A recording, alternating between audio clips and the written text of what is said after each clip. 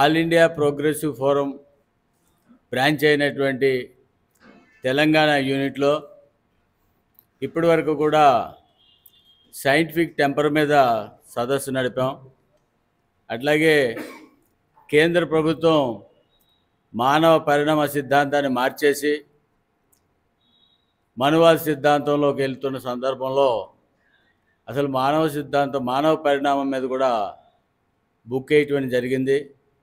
దాని తర్వాత పాలస్తీనాలో జరుగుతున్నటువంటి మారణ హోమం మీద,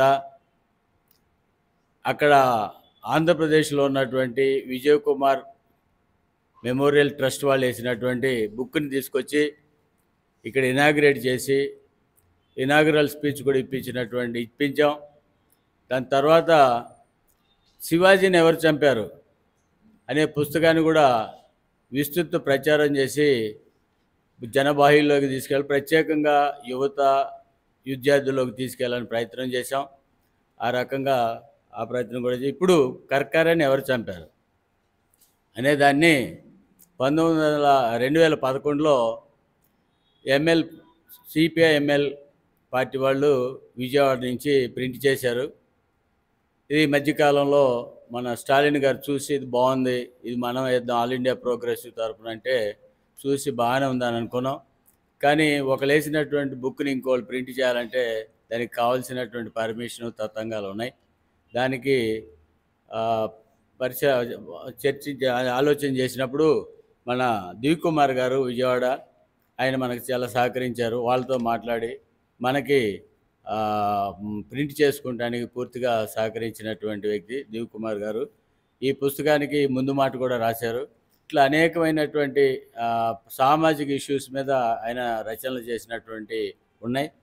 సరే, మనం వాటిని భవిష్యత్తులో కూడా వాటిని చదవటానికి ప్రాచుర్యంలోకి తీసుకురావడానికి కానీ అవసరమైతే కొత్తవి రాసే కనుక దాన్ని ప్రింట్ చేయడానికి కానీ ఆల్ ఇండియా ప్రోగ్రెసివ్ ఫోరం సిద్ధంగా ఉందని చెప్పి సార్కి తెలియజేస్తూ ఇప్పుడు ఈ కర్కారాన్ని ఎవరు చంపారన్నది ఆ పుస్తకాన్ని ఆవిష్కరించడానికి వచ్చారు. ఈ సభకి మన all India progressive forum Telangana unit convener అయినటువంటి కామ్రేడ్ సత్య గారు, ఆయన ఉస్మానియా యూనివర్సిటీలో రీసెర్చ్ స్కాలరు, ఆయన దీనికి కృషి చేస్తూ ఉన్నారు. ఆయన వచ్చి మన అధ్యక్ష స్థానంలో కూర్చోవాల్సిందిగా విజ్ఞప్తి చేస్తూ ఉన్నాం.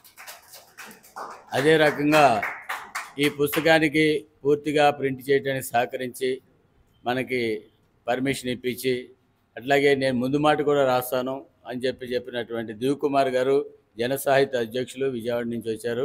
దీని గురించే విజయవాడ నుంచి వచ్చారు. ఆయన కూడా ప్రధాన వక్తగా ఈరోజు ఉంటారు. ఆయన వేదిక మీద రమ్మని చెప్పి కోరుతున్నాం. అట్లాగే డాక్టర్ మర్ల సోము గారు, ఆయన మనకి ముందు నుంచి మన సంఘంలో ఉన్నారు, మనకి ఆత్మీయులు. అట్లాగే ఆయన కూడా అనేకమైనటువంటి ఆర్టికల్స్ రాస్తున్నారు. మీరు వాట్సాప్ చూస్తే కనుక వాట్సాప్లో ప్రతి విషయం మీద ఆయన స్పందించేటటువంటి తత్వం ఉన్నది. ఆయన కూడా ఇప్పుడు వచ్చారు. అట్లాగే మరల సోము గారు వస్తున్నారంటే ఆయనకి ప్రభావం ఎట్లుంది, ప్రాచుర్యం ఎట్లుందో మనకు తెలుస్తుంది.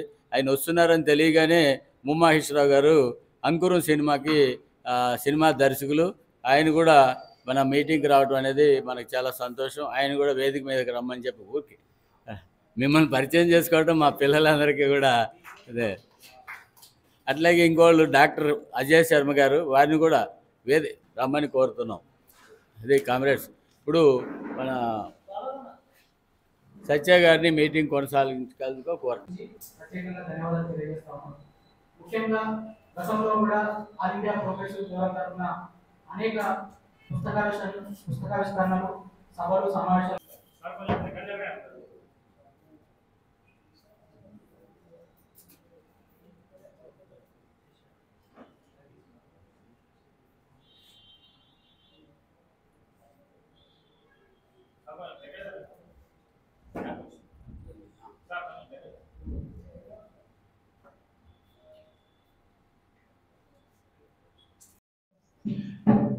నాకు ఈరోజు ఈ అవకాశాన్ని కల్పించిన ఏఐపిఎఫ్ నాయకులు, ముఖ్యంగా కార్మిక నాయకులు బోస్ గారికి, అలాగే మన విద్యార్థి నేత స్టాలిన్కి, అధ్యక్షత వహించిన సత్య గారికి, ఇతర వేదిక పైన వారందరికీ నా నమస్కారాలు. ఈ కర్కరే గుజరాత్ హింస తద్వారా జరిగిన పరిణామాల్లో కర్కరేని ఎలాగైతే తుదముట్టించారు ఈ విషయాల గురించి మాట్లాడే ముందు నేను 2 విషయాలు ముఖ్యంగా మాట్లాడి నిర్మిస్తాను. చాలా తక్కువ టైం తీసుకుంటే, ఎందుకంటే నాకు కర్కరే విషయాల మీద గుజరాత్ విషయాల మీద నాకు అంత నాలెడ్జ్ లేదు. నేను సైంటిస్ట్ని. పోతే మనం స్కూల్లో చదువుకున్నాం ట్రిగ్నామెట్రీ కానీ ఆల్జీబ్రా కానీ లేకపోతే ఈ లాజిక్ తత్వశాస్త్రం కానీ ఇలాంటివన్నీ కూడా దాదాపు మన ప్రాచీన భారత సంస్కృతిలో భాగం. ఈ ప్రాచీన సంస్కృతిలో ఈ హిందూ మతంలో ముఖ్యంగా 2 విభాగాలు ఉన్నాయి. ఒకటి ఈ ఐడియాలజికల్ విభాగం, రెండోది ఈ చార్వాకుడు కానీ లేకపోతే మిగిలిన వాళ్ళు కానీ తీసుకొచ్చిన వాదన. అది ఈ రెండింటిని మనం చూసినట్టయితే ఈ బౌద్ధం మన దేశంలో ప్రారంభమైనప్పటి నుంచి దాదాపు 5-6 శతాబ్దాలు నడిచిన తర్వాత దేశంలో ఆనాడున్న దేశంలో అసమానతలకు వ్యతిరేకంగా, కుల వ్యవస్థకు వ్యతిరేకంగా, ఈ హింసకు వ్యతిరేకంగా ఈ చాలా ఒక ఎగిలిటేరియన్ అభిప్రాయాలని బుద్ధుడు తీసుకొచ్చాడు. కానీ అది ఆనాడున్న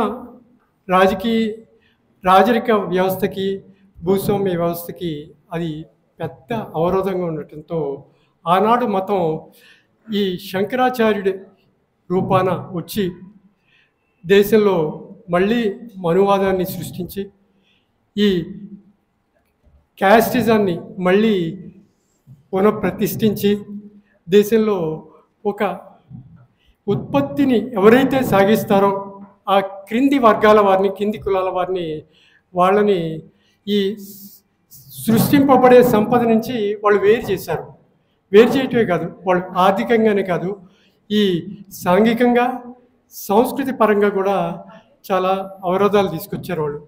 ఇలాంటి పరిస్థితుల్లోనే ఈనాడు మనకి ఉన్న హిందూ మతానికి, హిందుత్వానికి రెండింటికి చాలా డిఫరెన్స్ ఉంది.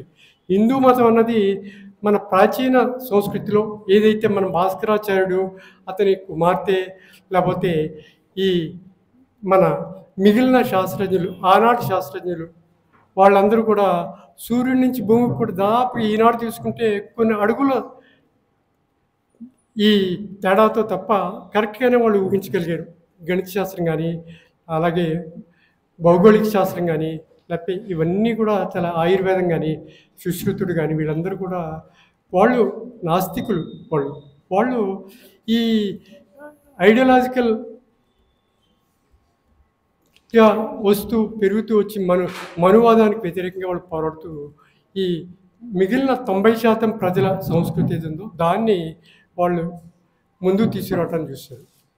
కానీ ఈనాడున్న పరిస్థితి ఏంటంటే ఈ గుజరాత్లో జరిగిన అల్లర్లు కానీ, ఆ తర్వాత అదే సమయంలో ఈ ఏదైతే విపి సింగ్ గారు వచ్చి సామాజిక న్యాయం జరగాలి, కింద వర్గాల వాళ్ళకు కూడా సమానమైన భాగం రావాలి అని చెప్పి ఆయన ఒక ప్రతిపాదన తీసుకొచ్చి దాన్ని ఒక చట్టంగా చేసాడో దానికి అడ్డుకొట్టడానికి అని చెప్పి ఈ దేశంలో ఉన్న సనాతనవాదులు, ముఖ్యంగా ఆర్ఎస్ఎస్, ఈ మిగిలిన వాళ్ళందరూ కూడా కమండలాన్ని తీసుకొచ్చారు. అదే టైంలో వాళ్ళు ఈ బాబ్రీ మసీద్ తీసుకురావటం, హిందూ ముస్లింలకి మధ్యన ఘర్షణలు తీసుకురావటం, ద్వేషం పెంచడం, ఒకళ్ళ మీద ఒకళ్ళు చేయటం ద్వారా వాళ్ళు దేశం ఎదుర్కొంటున్న ప్రధానమైన సమస్యలు ఏంటంటే అసమానతలు, అలాగే నిరుద్యోగం ఎందుకంటున్నానంటే ఈ మధ్యన మీరందరికీ తెలుసు, పేపర్లో చూశారు, 60,000 పోస్టులు ఉంటే కానిస్టేబుల్ పోస్టులకి ఉత్తరప్రదేశ్లో దాదాపు 50 లక్షల ఉద్యోగాలు అప్లికేషన్స్ వచ్చాయి.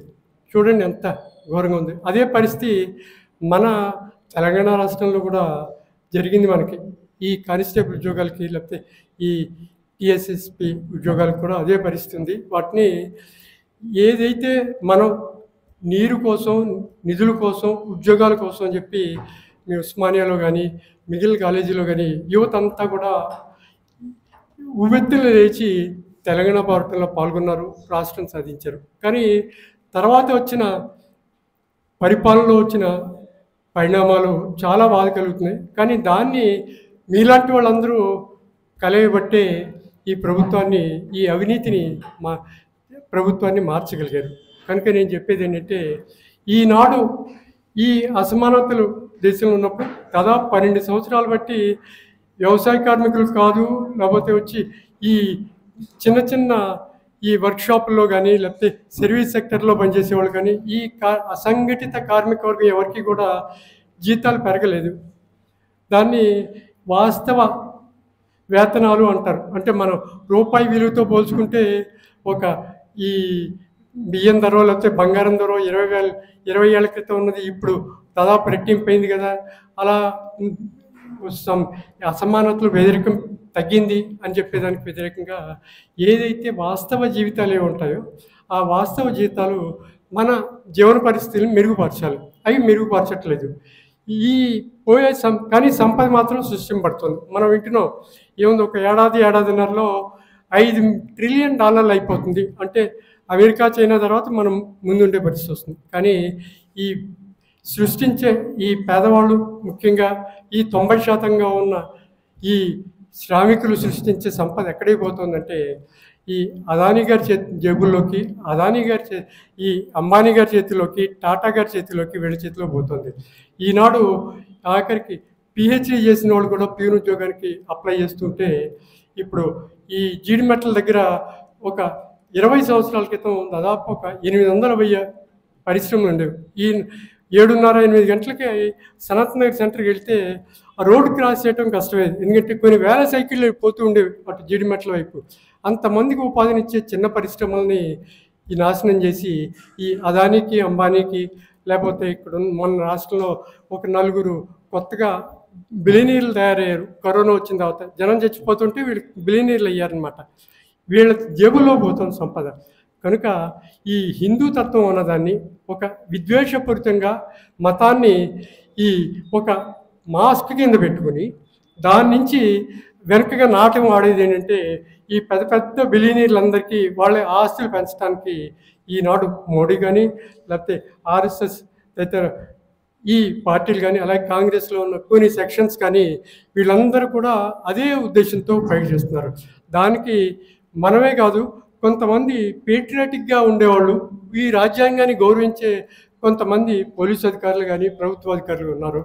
అందులో కర్కరే ఒకడు. ఆయన ఇది నిజం, ఇది అన్యాయంగా జరిగింది అని చెప్పి ఆనాడు ప్రభుత్వంలో ఉన్న ప్రధానమైన ఈ నేతలకు వ్యతిరేకంగా ఆయన ఎక్స్పోజ్ చేయగలిగాడు. అందుకే ఆయన చంపారని నా అభిప్రాయం. కానీ ఆ విషయాల్లో నాకు లోతు లేదు, నేను పెద్దగా తెలియదు. దాని మీద మాట్లాడటానికి మన వేదిక మీద చాలామంది ఈ తెలిసిన ఈ వీరున్నారు, వీరు ఎక్స్ప్లెయిన్ చేస్తారు. కనుక నాకు అవకాశం ఇచ్చినందుకు మీకు ధన్యవాదాలు. ప్రోగ్రెసివ్ ఫోరం తెలంగాణ విభాగపు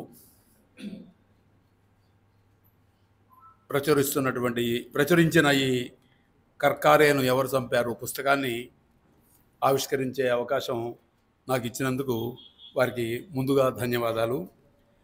వేదికకి అధ్యక్షత వహిస్తున్నటువంటి సత్య గారు, వేదిక మీద ఆసీనులై ఉన్నటువంటి మర్ల సోమసుందర్ గారు, అట్లాగే ప్రఖ్యాతమైనటువంటి సినిమా అంకురం దాని దర్శకులు సి ఉమామహేశ్వరరావు గారు, వీరందరికీ ఈ వేదిక మీద ఉన్నారు.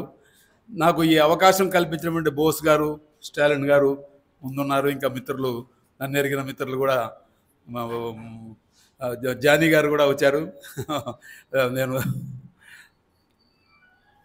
మా పాతకాల మిత్రులు జానీ గారు. సరే, ఇప్పుడు ఈ కర్కారేను ఎవరు చంపారు అనే పుస్తకం గురించి మనం మాట్లాడుకోబోయే ముందు, సరే మళ్ళీ మనం ఇట్లాంటి సభలు పెట్టుకోవాల్సి రావచ్చు. అప్పుడు మరొకళ్ళు ఎవరినో ఎందుకు చంపారు, ఎవరిని చంపారు, ఎవరు చంపారు అని కూడా పెట్టుకోవాల్సి రావచ్చు. ఎందుకంటే ఈ కర్కారేను ఎవరు చంపారు మనకు చాలామందికి తెలియదు, వినలేదు. ఆయన పేరు కూడా చాలామందికి ఇప్పుడు అంటే ఆయన మరణించి సరిగా 15 సంవత్సరాలు దాటింది, 16వ సంవత్సరం జరుగుతోంది. కనుక ఇప్పుడు యువతరానికి పెద్దగా తెలియడానికి అవకాశం లేదు. అప్పుడు కాస్త యువకులుగా ఉన్నవాళ్ళు, మా వయసు వాళ్ళతో తెలియడానికి కొంత అవకాశం ఉంది. ఈ మధ్యకాలంలో చాలామంది పోయారు, కానీ బాగా పేరున్నటువంటి వాళ్ళు కొందరు పోయారు.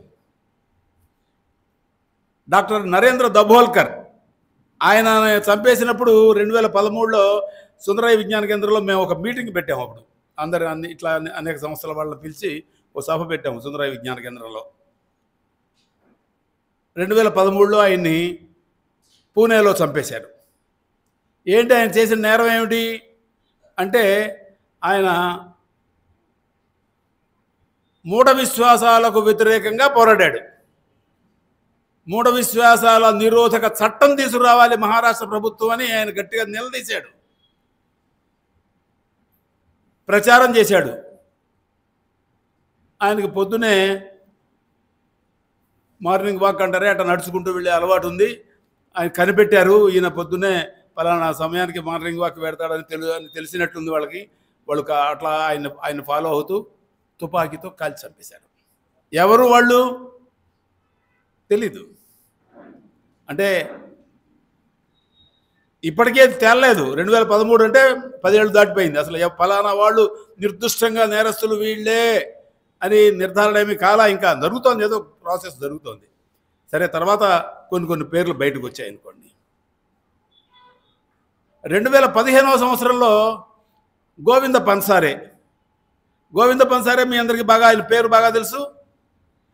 ఆయన మన ఏఐటీసీ నాయకుడే. ఆయన మహారాష్ట్రలో లాయరు, చాలామంది కార్మికులకు ఆయన పనిచేశారు. ఆయన ఎవరి శివాజీ అనే పుస్తకం రాశాడు.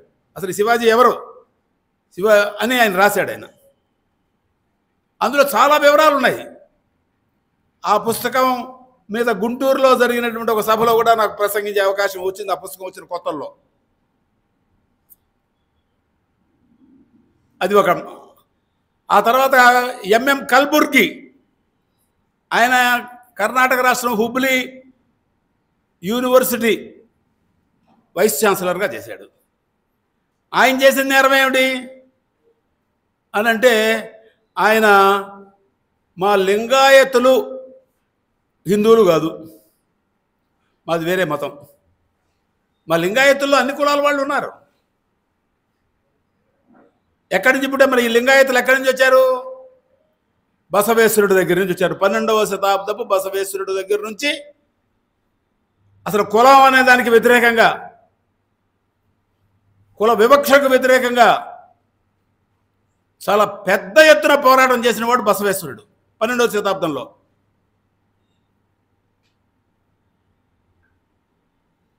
ఆయన స్వయంగా ఆయన చెల్లెల్ని దళితుడిగా, అప్పుడు దళితులు అనేవాళ్ళు కాదు, మాదిగలకి ఇచ్చి పెళ్లి చేశాడు చెల్లెలకి. అట్లాంటివి చాలా సంస్కరణలు కూడా చేసేసాడు ఆయన. ఆయన్ని బసవేశ్వరుడిని ఆ రోజుల్లో కొంతమంది చంపేశారు. ఆయన అనుచరులు లింగాయతులు అనేటటువంటి ఒక మతం. ఆయన బసవేశ్వరుడు అంటే ఆయన శైవుడు, ఆయన వీరశైవుడు, శైవ మతస్థుడు. మనకి పాల్కురికి సోమనాథుడు, ఇక్కడ కాకతీయ సామ్రాజ్యంలో పాల్కురికి సోమనాథుడు బసవ పురాణం అని, పండితారాధ్య చరిత్రని పుస్తకాలు రాశాడు ఆయన.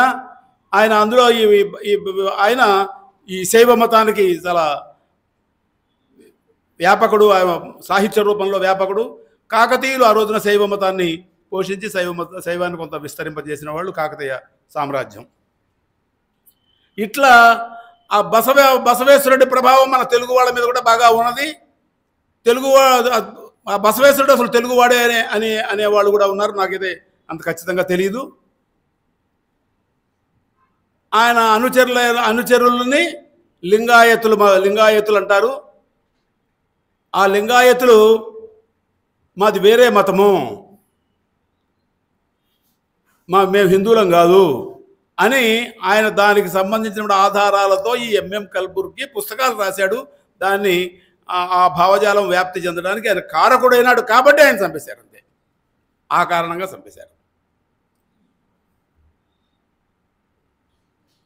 గౌరీ లంకేష్ పేరు మీరందరూ వినుంటారు. ఆవిడ తండ్రి కూడా, ఆయన పేరు కూడా లంకేషే. పత్రిక లంకేష్ అనే పత్రిక నడిపేవాళ్ళు వాళ్ళు. అసలు లంకేష్ అనే పేరు ఉండటంలోనే లంకేశుడు అంటే ఎవరు? రావణాసురుడు అని కదా అర్థం మనకి. లంకేశుడు అంటే రావణాసురుడు. అంటే మేము ద్రావిడలం మేము ఆర్యులం కాదు అనేటువంటి ఒక భావజాలం. ఆర్యులు ద్రవిడుల్ని తరిమేశారో, ఓడించారో, అణిచివేశారో అనే ఒక భావజాలం ఏదో ఉన్నది. అది చారిత్రకంగా నిలబడుతుందా లేదా తర్వాత విషయం. కానీ వాళ్ళకు ఒక భావజాలం ఉన్నది. సరే, ఏదేమైనా ఈ హిందుత్వ పేరుతో సాగుతున్నటువంటి భావజాలాన్ని, వాటిని, ఆ ఫ్యాసిస్ట్ తరహా భావజాలాన్ని, వాటిని ఆమె ఏకిపడేసేది. గౌరీ లంకేష్ తండ్రి చనిపోయిన తర్వాత ఆమె పత్రిక నడిపింది, లంకేష్ పత్రికని. ఆమె ఇంటి ముందే రాత్రి పత్రిక కార్యాలయం నుంచి ఇంటికి రాగానే వీళ్ళందరినీ కూడా తుపాకులతో కాల్చేశారు. ఎవరు కాల్చారు? మెల్లమెల్లగా ఒక్కొక్కళ్ళ బయటపడింది. సనాతన సంస్థ అనే పేరుతో కాల్చేశారు. వాళ్ళు హిందుత్వవాదులు. వాళ్ళకి మరి ఇన్నేళ్ళైనా కానీ శిక్షలు పడకుండాను, సరిగా విచారణ సాగకుండాను చేశారు. ఇంకా అంటే వీళ్ళందరూ మనకు ప్రఖ్యాతి చెందినటువంటి వాళ్ళు. ఇంకా అనేకమైనటువంటి సాధారణ ప్రౌరులు చాలామంది చంపబడ్డారు. సరే, ఇప్పుడు మనం ఈ కర్కారే విషయానికి వద్దాం. కర్కారే కూడా మరి చిన్నవాడు కాదు. ఈయన స్వయంగా కర్కారే యాంటీ టెర్రరిస్ట్ స్క్వాడ్కి ఆయన అధిపతి. మహారాష్ట్రలో యాంటీ టెర్రరిస్ట్ స్క్వాడ్కి ఆయన కమిషనర్. టెర్రరిస్ట్ వ్యతిరేక బృందానికి, పోలీసు బృందానికి ఐపీఎస్ ఆఫీసర్, ఇండియన్ పోలీస్ సర్వీసులో ఐపీఎస్ ఆఫీసర్ అయిన, మహారాష్ట్ర మొత్తం స్టేట్ గవర్నమెంట్లో అసిస్టెంట్ కమిషనర్ అయిన, రాష్ట్ర ప్రభుత్వంలోనే కమిషనర్, బాంబే కమిషనర్ ఉంటే ఈయన అసిస్టెంట్ కమిషనర్. ఈయన్ని ఈ యాంటీ టెర్రరిస్టు దానికి నియమించారు. అంతకుముందు ఆయన RAWలో పనిచేశాడు. RAW అంటే రీసెర్చ్ అండ్ అనాలసిస్ వింగ్. అసలు రీసెర్చ్ అండ్ అనాలసిస్ వింగ్ అంటేనే భారత ప్రభుత్వపు రహస్య పోలీసు యంత్రాంగపు సమస్తమైన మంచికి చెడుకి వాళ్ళదే బాధ్యత. అట్లాంటి యంత్రాంగం, ఆ యంత్రాంగంలో ఈయన పనిచేశాడు. ఆయనకు తెలుసు ఎక్కడెక్కడ ఏమేమి జరుగుతున్నాయో కూడా ఆయనకు తెలుసు. అయితే అందులో కూడా అట్లాంటి యంత్రాంగంలో కూడా కొంత నిజాయితీ కలిగిన వాళ్ళు ఉంటారు. ఈయనకి ఒక బాధ్యత వచ్చింది. ఈయన యాంటీ టెర్రరిస్ట్ స్క్వాడ్కి ఈయన అధికారి అవ్వగానే. అది ఏంటి, ఎక్కడది? అది మాలెగాం అని సుమారుగా బొంబాయికి 200 కిలోమీటర్ల దూరంలో నాసిక్ జిల్లాలో ఉండేటటువంటి కాస్త పెద్ద ఊరే. ఆ ఊళ్ళో బాంబు పేలుడు జరిగాయి. బాంబు పేలుడు అంటే మామూలు బాంబు కాదు, RDX బాంబులు. RDX అంటే చాలా ప్రమాదకరమైనటువంటి బాంబులు. అవి ఎక్కడ పేలాయి? అవి ఒక మోటార్ బైక్లో నుంచి పేలాయి. అసలు మామూలుగా మనకి బాంబులు పేలంగానే ఏం చేస్తారు? మనకి హైదరాబాద్లో ఎప్పుడైనా బాంబులు పేలుతాయి, వెంటనే ఏం చేస్తారు? ఒక 600 మందిని ముస్లింలను అరెస్ట్ చేసేసి, వీళ్ళు ఉంటారు, వీళ్ళు అనుమానితులు వీళ్ళు అని గబుక్కుని ఒక 600 మంది ముస్లింల పేరు చెప్పేస్తారు పోలీసులు. వెంటనే చెప్పేది అది. అట్లా హైదరాబాద్లో కూడా జరిగినాయి. మక్కా మసీదులోనే మనకి చార్మినార్ ప్రాంతంలో మక్కా మసీదు ఉంది కదా హైదరాబాద్లో. ఆ మక్కా మసీదులో బాంబులు పేలాయి. వెంటనే కొంతమంది ముస్లింలను అరెస్ట్ చేసేశారు. దాని మీద కొద్ది గొడవలు జరిగాయి. మళ్ళీ కాల్పులు జరిగాయి. 5-6 చచ్చిపోయినారు. ఆ కాల్పుల్లో కూడా చచ్చిపోయినారు హైదరాబాద్లోనే. అంటే బాంబులు పేలాయి. దాని పరిణామాలు అట్లా ఉన్నాయి. అంటే ఇక్కడ ఒక్కచోటే కాదు, చాలా చోట్ల పేలినాయి బాంబులు. అవి తర్వాత ఒక్కొక్కటే బయటపడ్డాయి. ఎక్కడి నుంచి బయటపడ్డాయి? ఈ మాలెగాం తర్వాత నుంచి బయటపడ్డాయి. మాలెగాంలో ఎప్పుడు జరిగింది? అది 2008 సెప్టెంబర్లో జరిగింది. 2008 అంటే 16 ఏళ్ళు అవుతోంది.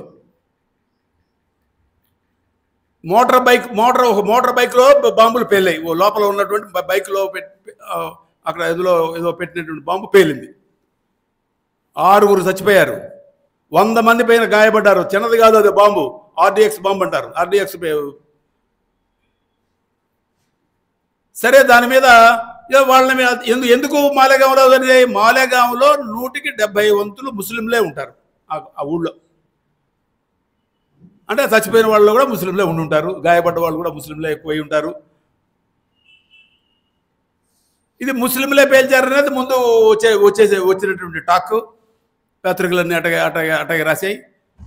అప్పుడు ఈ కర్కారే, అంటే పూర్తి పేరు హేమంత కర్కారే, ఈయన పేరు మరాఠీ వాడే, ఐపీఎస్ ఆఫీసరు ఆయన. హేమంత కర్కారేని దాని మీద మాలేగాం బాంబుల పేలుళ్ళ మీద ఆయన విచారణ మొదలుపెట్టాడు. మొదలు పెడితే దొరకటల్లా ఎక్కడ అవి ఇవి దొరకదు. చివరికి అంటే అసలు ఈ బైక్ తెలుసుకోవడం అనేది కూడా, బైకు ఎవరెవరి పేరులో ఉంది, అది ఆ బైక్ పేర్లు మారిపోయినాయి రిజిస్ట్రేషన్లు అవన్నీను. ఆయన ఎట్లాగో దానికి ఆ బైక్ అసలు లోపల అసలు చాసిస్ ఆ లోపల దాని మీద ఇంజన్ మీద నంబర్ ఉంటుంది, ఆ నంబర్ పట్టుకున్నాడు ఆయన. ఈ నంబర్ మూలం ఎక్కడా అని ఎంక్వైరీ చేశాడు. చేసుకుంటూ వెళ్తే ఆ నంబరు కలిగినటువంటి మోటార్ బైకుని కొన్న వ్యక్తి సాధ్వి ప్రజ్ఞా సింగ్ ఠాకూర్. అప్పుడు ఆమె పేరు పెద్దగా ఎవరికి తెలియదు, ఇప్పుడు చాలామందికి తెలుసు. ఎందుకంటే ఇప్పుడు భోపాల్ అనే ఒక మహానగరంలో ఒక పార్లమెంటు సభ్యురాలు ఆవిడ, భారతీయ జనతా పార్టీ తరఫున. అప్పుడు ఈవిడ్ని అరెస్ట్ చేశాడు మొదట ఆయన. అక్కడి నుంచి ఒక్కొక్కళ్ళనే అరెస్టులు చేశాడు. దగ్గర ఒక 600 మందిని ముఖ్యుల్ని. అందులో ఏంటి, మిలిటరీలో ఉన్నటువంటి వాళ్ళని కూడా అరెస్ట్ చేశాడు. మిలిటరీలో పనిచేసిన వాళ్ళని, మిలిటరీలో నుంచి రిటైర్ అయ్యి వచ్చిన వాళ్ళని, ఇట్లాంటి వాళ్ళని కూడా అరెస్టులు చేశారు. అరెస్ట్ చేసి కోర్టు ముందు పెట్టారు. విచారణ ఇవన్నీ జరుగుతూ ఉన్నాయి. ఈ జరుగుతున్న ఎక్కువ కాలం కాల, 2 నెలలే. సెప్టెంబర్లో మాలేగాంలో బాంబులు పేలితే నవంబర్ 26వ తారీఖు, మీ అందరికి బాగా గుర్తుంటుంది. అదే ఎందుకు బాగా గుర్తుంటుందంటే, నవంబర్లో హోటల్ తాజ్ మీద, నవంబర్ 26, 2008 హోటల్ తాజ్ మీద టెర్రరిస్ట్ దాడి జరిగింది. పాకిస్తాన్ టెర్రరిస్టులు వచ్చి దాడి చేశారు అని మనకు పేపర్లన్నీ రాశాయి. అక్కడ ఏదో ఒక డింగీలో నుంచి, అరేబియా సముద్రంలో డింగీ మీదుగా వచ్చి ఓ పక్కన డింగీని ఆపుకుని అక్కడి నుంచి హోటల్ తాజ్, దాని పక్కన ఇంకొక హోటల్ కూడా ఏదో ఉంటుంది, ఆ హోటల్ మీద. అట్లాగే Bombay Central station, Chhatrapati Shivaji Terminus అంటారు ఇప్పుడు, పూర్వం బాంబే సెంట్రల్ అనేవాళ్ళు, పూర్వం విక్టోరియా టెర్మినస్ అనేవాళ్ళు పూర్వం. అక్కడ కూడా జరిగాయి. దాని దగ్గరలోనే ఇంకొక టెర్రరిస్ట్ దాడులు జరిగాయి. రంగా వీధి అనేది ఒకటి ఉంది, అక్కడ కూడా దాడులు జరిగాయి. ఈ దాడులలో హేమంత్ కర్కారే చనిపోయాడు. ఈ టెర్రరిస్ట్ దాడుల్లో మనం కసబ్ అని మనకు పాకిస్తాన్ టెర్రరిస్టుల్లో హోటల్ తాజ్ మీద దాడి చేసిన వాళ్ళందరూ కాల్చేశారు, చనిపోయారు. దానికి సంబంధించిన కూడా కొన్ని వివరాలు చెప్పుకోవచ్చు మనం. ఏంటంటే వాళ్ళు హోటల్ తాజ్ మీద దాడి చేసిన వాళ్ళు ఎవ్వరూ భారతీయులను చంపల. ఇది మనం గుర్తుపెట్టుకోవాలి. చంపకపోగా భారతీయుల్లాగా కనిపించిన వాళ్ళు మీరు తప్పుకోండి అని హెచ్చరించారు. వాళ్ళు అమెరికా వాళ్ళని, ఇజ్రాయెల్ వాళ్ళని, ఫ్రాన్స్ వాళ్ళని కాల్చారు, చంపారు. వాళ్ళ మీద కాల్పులు జరిపారు, వాళ్ళని మాత్రమే చంపారు. వాళ్ళని కాపాడటానికని వచ్చిన భారతీయులు ఎవరైనా ఉంటే వాళ్ళకు కూడా గాయాలు అయి ఉండొచ్చు, ఎవరైనా ఒకళ్ళిద్దరు చనిపోతే కూడా చనిపోయి ఉండొచ్చు. కానీ వీళ్ళ టార్గెట్ వాళ్ళు కాదు అనేది అక్కడ తేలిపోయిన విషయం. కానీ ఇక్కడ నేను 2 విషయాలు చెప్పాను. ఇవి అక్కడ 2 చోట్ల జరిగాయి, ఇక్కడ కూడా బాంబే సెంట్రల్ స్టేషన్ దగ్గర కూడా 2 చోట్ల, బాంబే సెంట్రల్ స్టేషన్లో జరిగింది, ఆ దగ్గరలోనే ఉన్నటువంటి ఇంకొక పెద్ద హాస్పిటల్ దగ్గర కూడా జరిగింది. అది ఆ బాంబే సెంట్రల్ స్టేషన్లో ఏం జరిగిందంటే, ఆ రోజు మరి మామూలుగా కెమెరాలు ఉంటాయి కదా, వీడియో కెమెరాలు, ఒక కెమెరా పనిచేయాల, కెమెరాలు ఏమీ పనిచేయాల.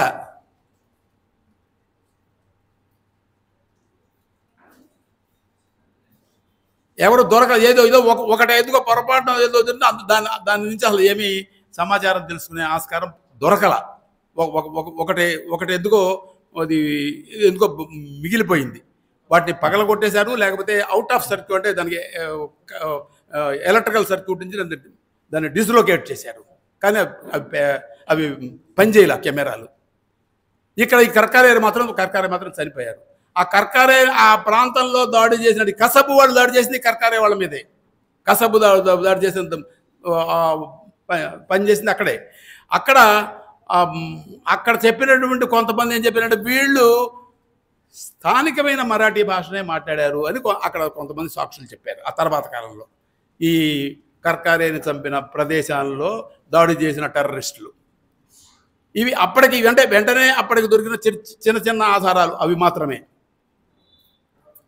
సరే, ఈ క్రమంలో ఈయన కర్కారేకి ఏమేమి దొరికినాయంటే ఈ 2 నెలల్లోనే ఆయన చాలా విషయాలు బయటపెట్టాడు. ఏంటి అప్పటిదాకా మనకి మామూలుగా మనకి ప్రపంచం అంతా మోగుతోందేంటి, ముస్లింలు అనగా టెర్రరిస్టులు. ముస్లింలు అంటే ఎంత టెర్రరిస్టులు అంటే కమల్ హసన్ అనే పేరు కూడా టెర్రరిస్ట్ పేరే పాకిస్తాన్ అమెరికా వాళ్ళ లెక్కలో. అమెరికాలో కమల్ హసన్ ఆపేశారు, వాళ్ళు ఎయిర్పోర్ట్లో ఆపేశారు కమల్ హసన్ని. దీన్ని మొత్తం చెక్ చేయాలన్నారు, పైనుంచి కింద మొత్తం బట్టలు తీసి చెక్ చేశారు. కదలనివ్వలేదు, కొన్ని గంటల పాటు కమల్ హసన్ కదలనివ్వలేదు. చాలా అవమానం ఫీల్ అయ్యాడు కమల్ హసన్ నిజంగా. ఏంటంటే నువ్వు హసన్ అంటే నువ్వు ముసల్మాన్ అయి ఉంటావు.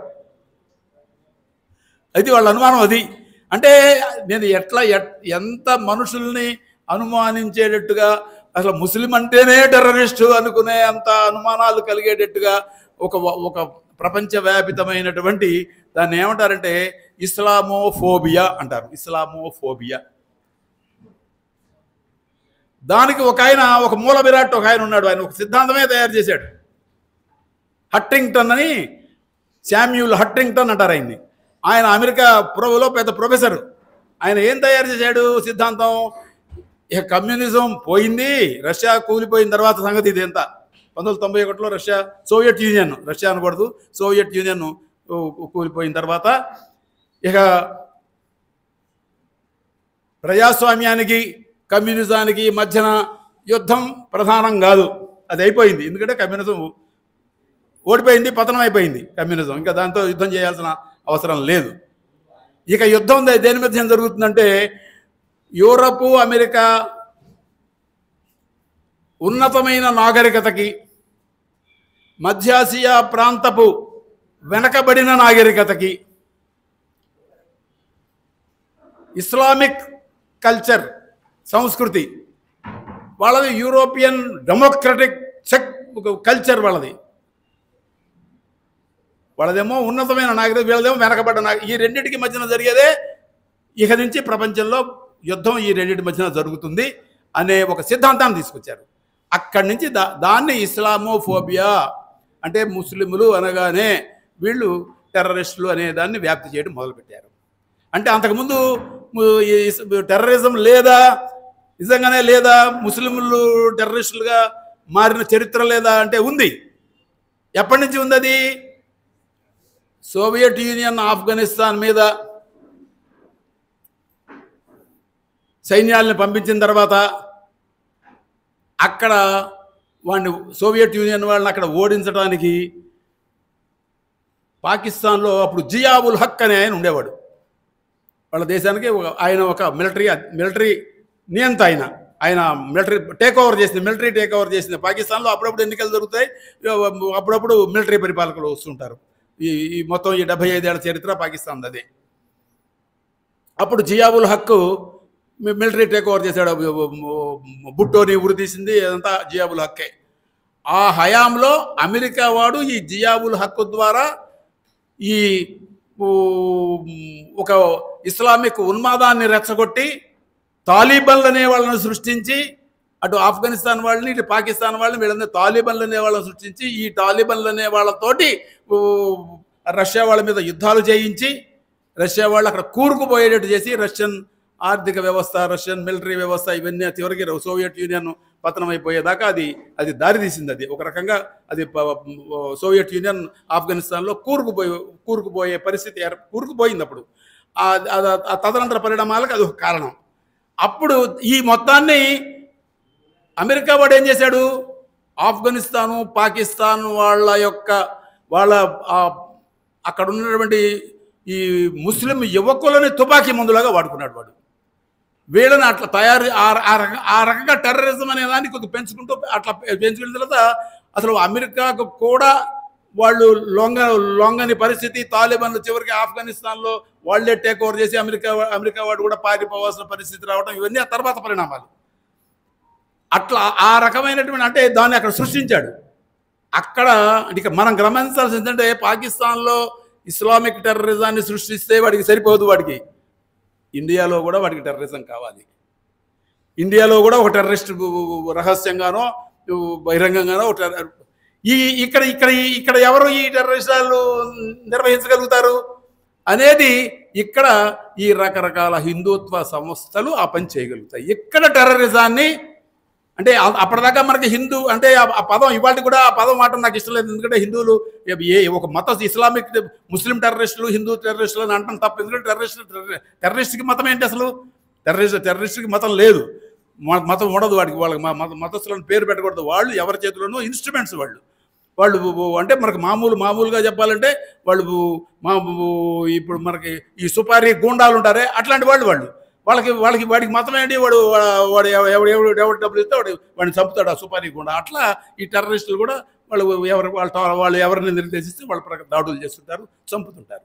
కనుక ఇది అందుకోసం ముస్లిం టెర్రరిస్టులని హిందూ టెర్రరిస్టులను వాడకూడదు. కానీ ఈ పదాన్ని ఇక్కడ ముస్లిం టెర్రరిస్టులు అనే పదాన్ని ఇస్లామిక్ టెర్రరిస్టులు అసలు ముస్లిం అంటేనే టెర్రరిస్ట్ అనే దాకా భారతదేశంలో వ్యాప్తి చేసినటువంటి వాళ్ళు అంటే చూసారా? ఆ టెర్రరిస్టు ముస్లిం, ఈ terrorist Muslim, A Muslim, B Muslim, C Muslim, D మొత్తం ముస్లిమే, ఏ టు జెడ్ ముస్లింకి.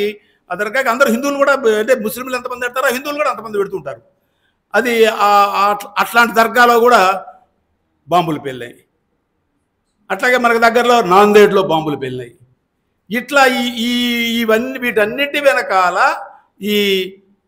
ఈ రకరకాల హిందుత్వ శక్తి అంటే వాళ్ళు ఒక రూపంలో ఒక పేరుతో ఉండరు, ఒక రూపంలో ఉండరు. ఒక చోట ఒక సంఘటన ఒక పేరుతో జరిగితే ఇంకో సంఘటన ఇంకో పేరుతో జరుగుతుంటుంది. బహురూపులు అనమాట. బహిరూపుల వాళ్ళు అంటారే మనకి తెలంగాణలో కళారూపం ఉంది, బహిరూపుల వాళ్ళు అంటే కళారూపం ఉంది. అట్లా వాళ్ళు బహురూపులు వాళ్ళు. ఆ రకమైనటువంటి ఒక్కొక్క సందర్భంలో అయితే వీళ్ళందరూ ఇందాక నేను చెప్పిన మొదటి నలుగురు ఉన్నారు. వీళ్ళందరినీ సనాతన సంస్థకి సంబంధించిన వాళ్ళు కాల్చారు వీళ్ళందరూ. నేను ఇట్లా ఈ రకంగా ఇవన్నీ కూడా బయటపడ్డాయి. అప్పుడు ఈ సాధ్వి ప్రజ్ఞా సింగ్ అనే వీళ్ళందరిని అరెస్ట్ చేశారని చెప్పాను కదా.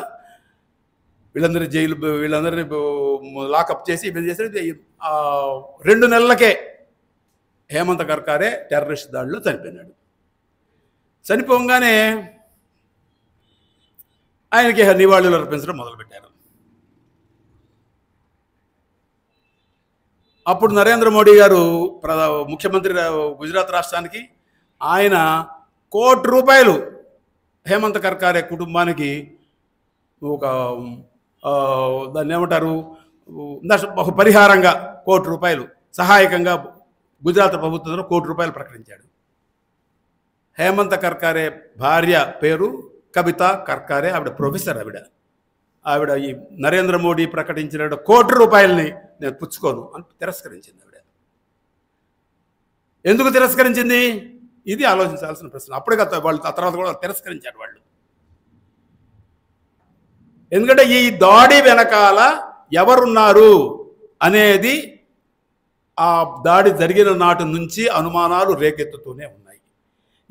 ఈ మొత్తాన్ని ఈ వివరాలన్నిటినీ ఒక ఇన్స్పెక్టర్ జనరల్ ఆఫ్ పోలీసు పుస్తకం కింద రాశాడు.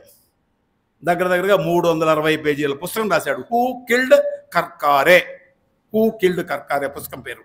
ఆ పుస్తకం నేను చదివా, వచ్చింది మాకు బెదవాడ కూడా వచ్చింది. అది నేను చదివాను. అది హూ కిల్డ్ కర్కారే పుస్తకాన్ని, అంత పెద్ద పుస్తకాన్ని మనం తెలుగులోకి అనువాదం చేసి అందులో చాలా వివరాలు కూడా ఉంటాయి. కొద్దిగా ఆ వివరాలన్నీ కొద్ది సామాన్య పాఠకుడికి అది కొద్దిగా ఒక రకమైన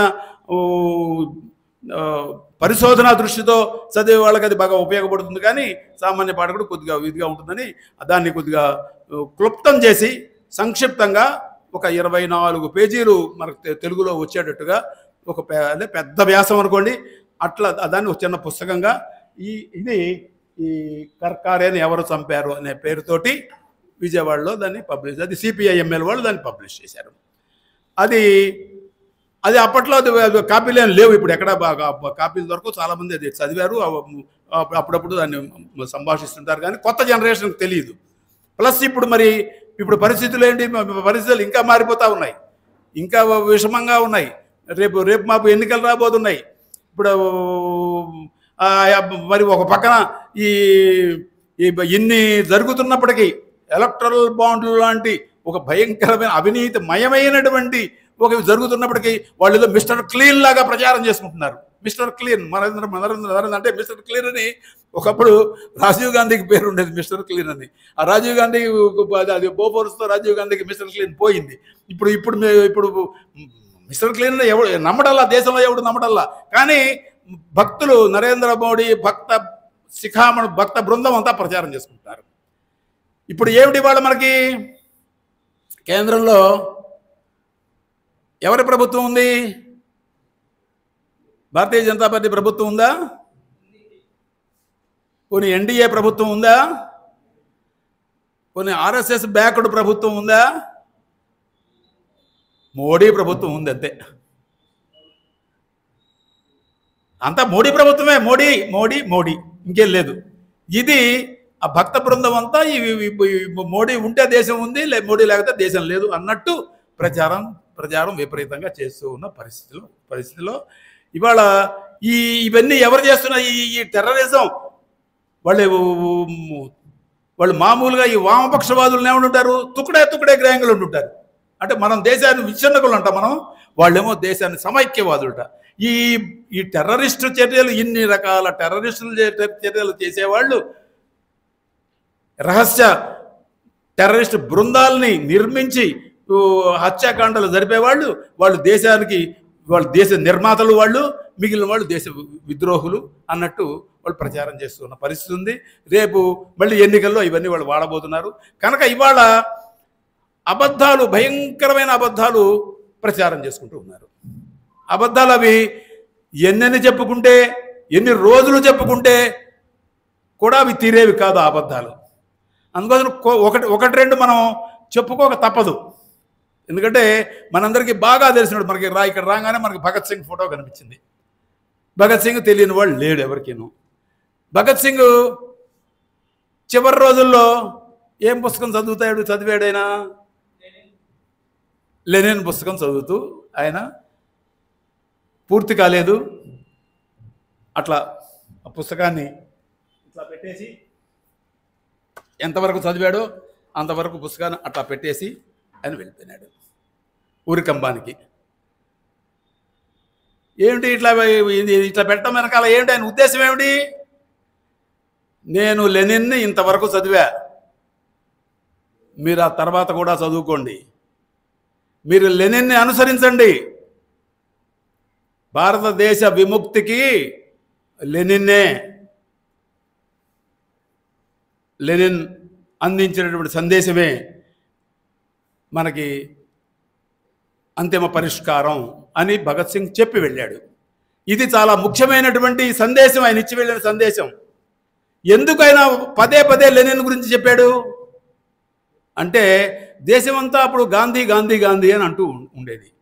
గాంధీ కాదు లెనిన్నో అని భగత్ సింగ్ గాంధీకి ప్రత్యామ్నాయంగా లెనిన్ని ఈ దేశ ప్రజలకి, ఈ దేశంలో ఉన్న కార్మికులకి, కర్షకులకి, శ్రమజీవులకి, విద్యార్థులకి, యువకులకి లెనిన్ని ఆదర్శంగా ఆయన సామ్రాజ్యవాదం నశించాలి అనేటువంటి నినాదాన్ని ఉరికంబం మీద కూడా ఇస్తూ, విప్లవం ద్వారానే ఈ వ్యవస్థ మారుతుంది, సంపూర్ణంగా మారుతుంది అని ఒక విప్లవం వర్ధిల్లాలనే నినాదాన్ని ఇస్తూ ఆయన ఉరికంబం ఎక్కాడు. ఇవన్నీ భగత్ సింగ్ మనకు చూపించిన ప్రత్యామ్నాయాలు ఇవి. అట్లాంటి భగత్ సింగ్ ఏం చేశాట, భగవద్గీత చదువుతూ ఉన్నట్ట చివరి రోజుల్లో. భగవద్గీత చదువుతున్నాడని వాట్సాప్లో ఒక మెసేజ్ వచ్చింది, నాకు వచ్చింది. అంటే నాకు రావడం అంటే ఎవరికైనా రావచ్చు. భగత్ సింగ్ మీద ఒక 35 పైన వ్యాసాలు రాశాను నేను. నువ్వు ఇన్ని రాసావు కదా, చూసుకో అన్నట్టు నాకు అమెరికా నుంచి వచ్చింది. అక్కడి నుంచి ఇక్కడి నుంచి అమెరికా నుంచి వచ్చింది. ఆయన భగవద్గీత చదువుతున్నాడు చివరి రోజుల్లో. ఆ భగవద్గీతని అట్లా పేజీ మడిచి జైలు అక్కడ ఉన్న వార్డర్కి అప్పచెప్పాడు. ఎందుకయ్యా పేజీ మడిచావు, వెళ్ళిపోతున్నావుగా ఉరికమ్మం దగ్గరికి అని వార్డర్ అన్నాడు. వెళితే నా శరీరం పెడుతుంది, ఆత్మ పెడుతుందా? ఆత్మ బతికే ఉంటుంది, మళ్ళీ ఇంకొక జన్మ ఎత్తుతా, అప్పుడు ఈ భగవద్గీతను పూర్తి చేస్తా అని భగత్ సింగ్ వార్డర్తో అన్నాడు అని వాట్సాప్లో మెసేజ్ వచ్చేసింది నాకు. ఈడెవడ తెక్కలోడు అని అనుకున్నాను. పోతే మళ్ళీ నిజామాబాద్ నుంచి అదే మళ్ళీ ఇంకొకటి వచ్చింది. ఇంకెవరో ఫోన్ చేసి అడిగారు, ఓహో ఇదేదో బాగా వైరల్ అవుతుంది, దీనికి ఏదో ఒక గట్టి జవాబు ఇవ్వాలి అని ఒక గట్టి జవాబు అప్పుడు రాశాను. సరే, మనం రాసింది కూడా ఒక సర్కిల్లో వైరల్ అయింది. ఆయన అసలు ఏం చేశాడు, ఆయన వై ఐఎమ్ ఎన్ ఎథీయిస్ట్ అని పుస్తకం రాశాడు. డైరెక్ట్గా ఇంగ్లీష్లో రాశాడు భగత్ సింగ్. ఇంటర్మీడియటే భగత్ సింగ్ చదువుకుంది. ఇంగ్లీష్లో నేనెందుకు నాస్తికుడిని అనే పుస్తకం రాశాడు. ఆ పుస్తకం రాసే నాటికి ఆయన వయసు 22 ఏళ్లే. 22 ఏళ్ల కుర్రాడు డైరెక్ట్గా ఇంగ్లీష్లో పుస్తకం రాశాడు. వై ఐఎమ్ ఎన్ ఎథీయిస్ట్, నేను ఎందుకు నాస్తికుడిని. ఆ మొత్తం ఆయన ఎక్స్ప్లెయిన్ చేసుకుంటూ వెళ్ళాడు.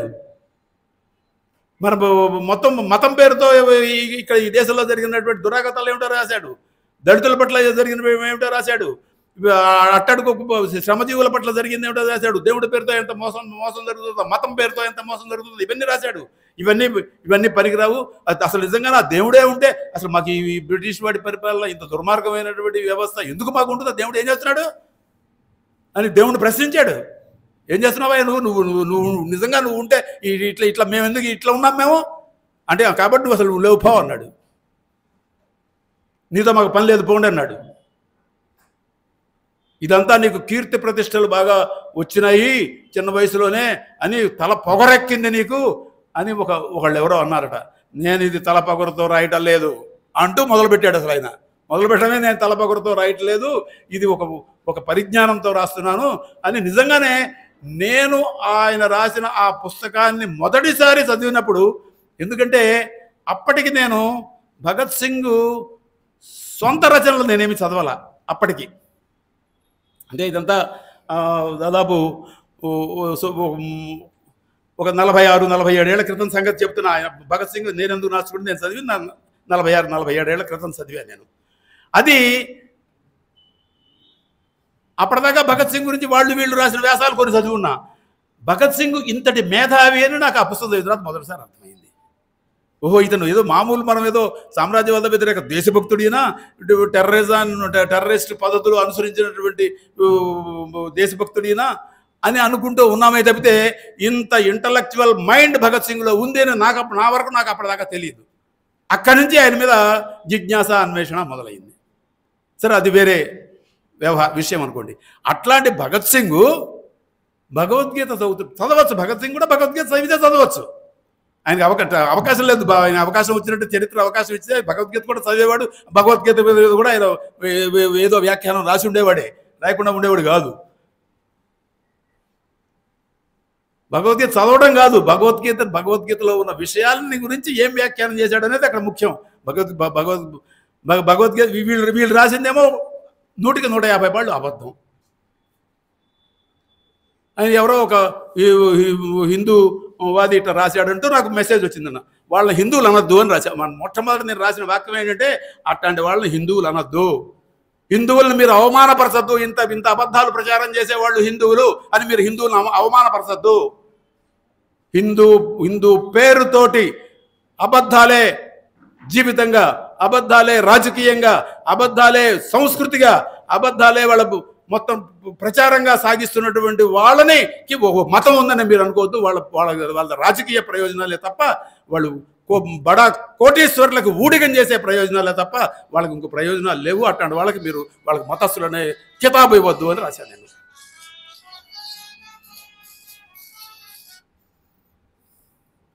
కనుక ఇట్లాంటివి అనేకం ఉన్నాయి.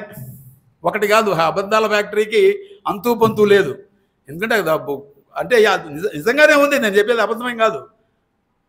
కొన్ని 100 మందో 1000 మందో రకరకాల వాళ్ళకు తోచనివి రకరకాల విషయాలు ఏవో కొన్ని కొంత వాస్తవం ఉంటుంది. అంటే మీకు ఒక చిన్న ఉదాహరణ చెప్తాను. నేను టెలిఫోన్ డిపార్ట్మెంట్లో పనిచేసిన వాళ్ళే 10 నంబర్లు ఉంటాయి ఒక ఫోన్ చేయాలంటే, సెల్ ఫోన్కి 9 నంబర్లు రైట్గా చేశా, 10వ నంబర్ తప్పు చేశా. పెడుతుందా కాలు? నేను రైట్ చేసినట్ట తప్పు చేసినట్ట? 9 నంబర్లు కరెక్ట్గా చేశాగా 90% మార్కులు ఇవ్వచ్చా నాకు? అట్లా 9 నంబర్లు రైట్గా కనిపిస్తూ 10ది అబద్ధం చెప్పి అబద్ధంతో ఈ మొత్తాన్ని తుడిచిపెట్టేసేటువంటి, మొత్తాన్ని అబద్ధం కింద మార్చేటటువంటి వ్యూహకర్తలు ఉన్నారు అక్కడ. అది మనం అర్థం చేసుకోవాల్సింది. అంటే మనకేంటి ఈ 9 రైటే కదా అనిపిస్తుంటుంది. అసలు ఈ 9ని కూడా తుడిచిపెట్టే 10ది ఉంటుంది అక్కడ. అందులో అట్లాంటి అబద్ధాలు 1 కాదు 1000 లక్ష ఉంటాయి. ఇంకొకటి వచ్చింది ఆ మధ్యన. షిరిడి సాయిబాబా ముస్లిము, ఆ ముస్లిం దగ్గరికి హిందువులందరూ వెళ్ళటం ఏంటి? హిందువులు షిరిడి సాయిబాబాకి భజన చేయడం ఏంటి? అసలు షిరిడి సాయిబాబా దగ్గరికి వెళ్ళేవాడు హిందువే కాదు, వాళ్ళ హిందూ మతం నుంచి బహిష్కరించాలి.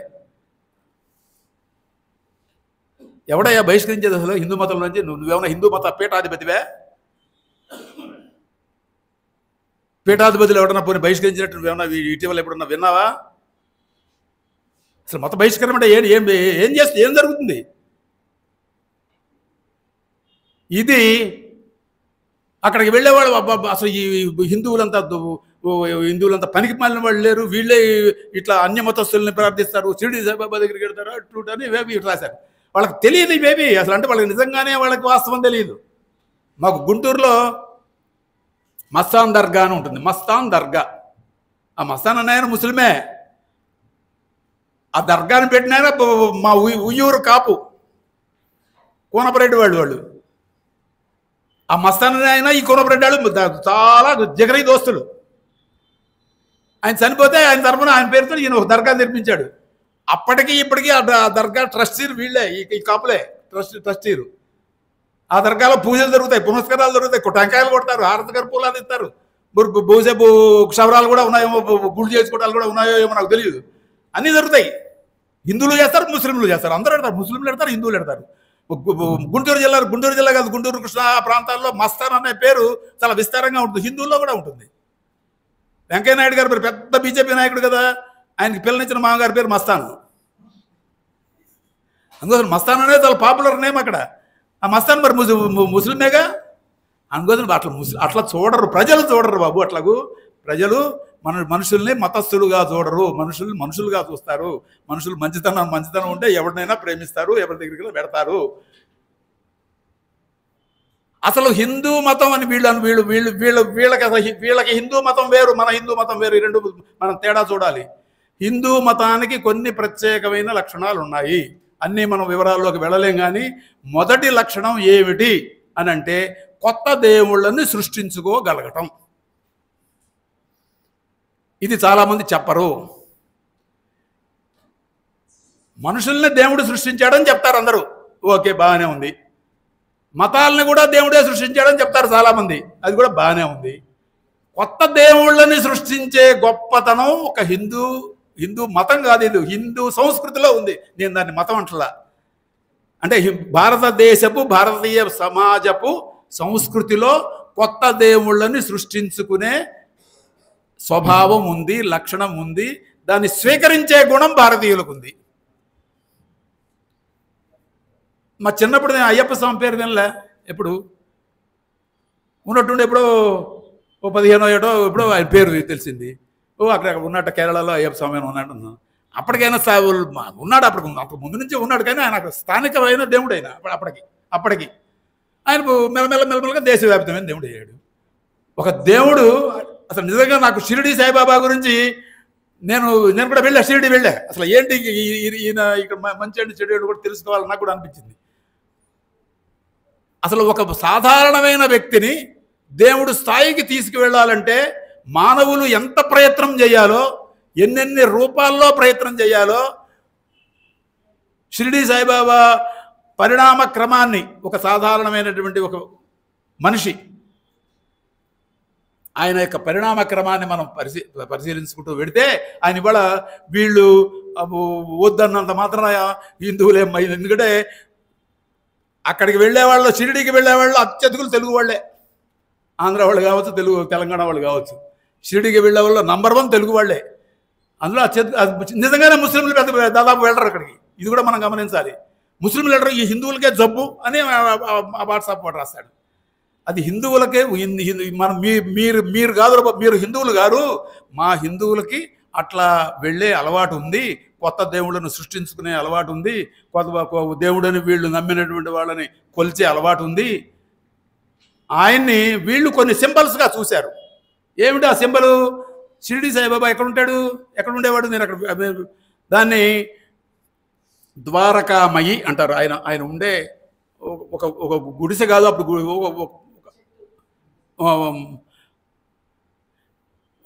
ఒక చోటు అది అనుకోండి. పైన ఉంటుంది, రాతిదే ఏదో ఉంటుంది, ద్వారకామయి. దాని ఆయన పెట్టుకున్న పేరే అది, ద్వారకామయి. ద్వారకామయి అనేది అది కృష్ణుడు, ద్వారకా ఇది పేరు.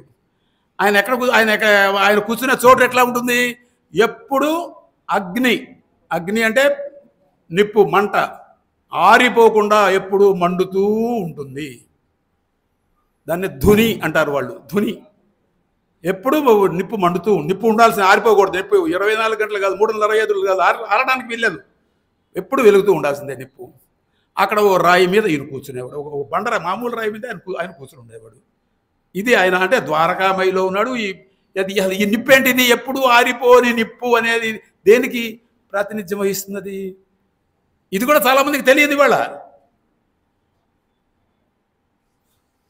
ఒక ఉపనిషత్ కాలపు చిన్న శ్లోకం ఒకటి ఉంది. ఏమిటంటే అది అగ్నిర్దేవో బ్రాహ్మణశ్చైవ యతీనాం ఆత్మభూతాని ప్రతిమా అల్పబుద్ధీనాం సమబుద్ధీనాం సర్వవ్యాపితం. అంటే బ్రాహ్మణుడికి అగ్ని దైవము, యతీశ్వరుడికి ఆత్మదైవము, అల్పబుద్ధి గలవాడికి అంటే బుద్ధి తక్కువ వాడికి విగ్రహం దైవము. ప్రతిమ అంటే విగ్రహము, బుద్ధి తక్కువ ఉన్నవాడికి విగ్రహం దైవము. సమబుద్ధి గలవాడికి సర్వము దైవమే. ఏతత్ సర్వం సనాతన. సనాతనం అనగా ఇదియే. ఇది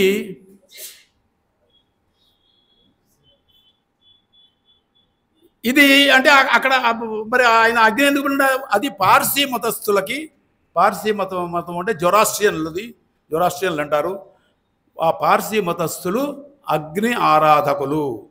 మీరు ఈ హైదరాబాదులో రామ్కోట్ సెంటర్ నుంచి తిలక్ రోడ్ అమ్మడే వెళ్ళండి.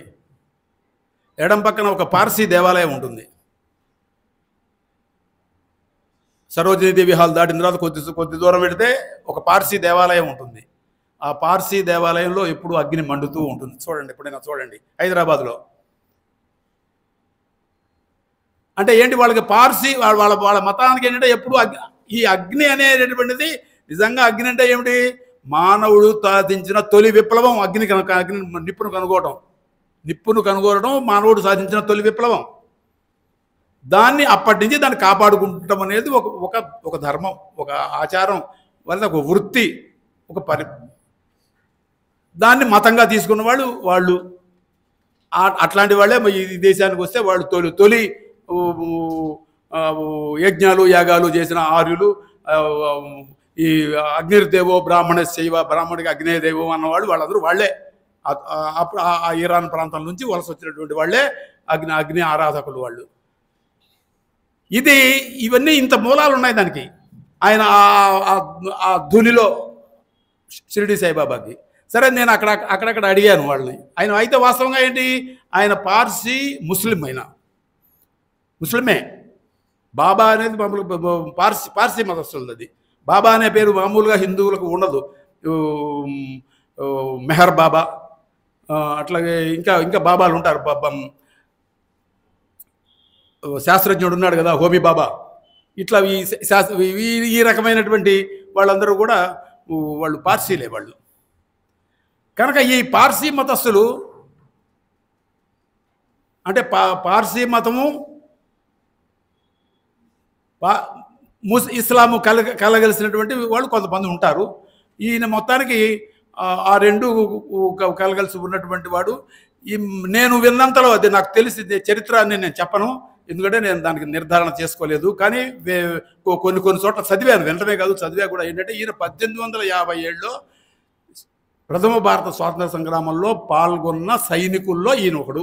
ఈ షిరిడి సాయిబాబా, షిరిడి ఆయన, ఇప్పుడు షిరిడిలో మన బాబా అనే ఆయన అప్పుడు మొత్తానికి పారిపోయి ఇక్కడికి వచ్చి తేలాడు.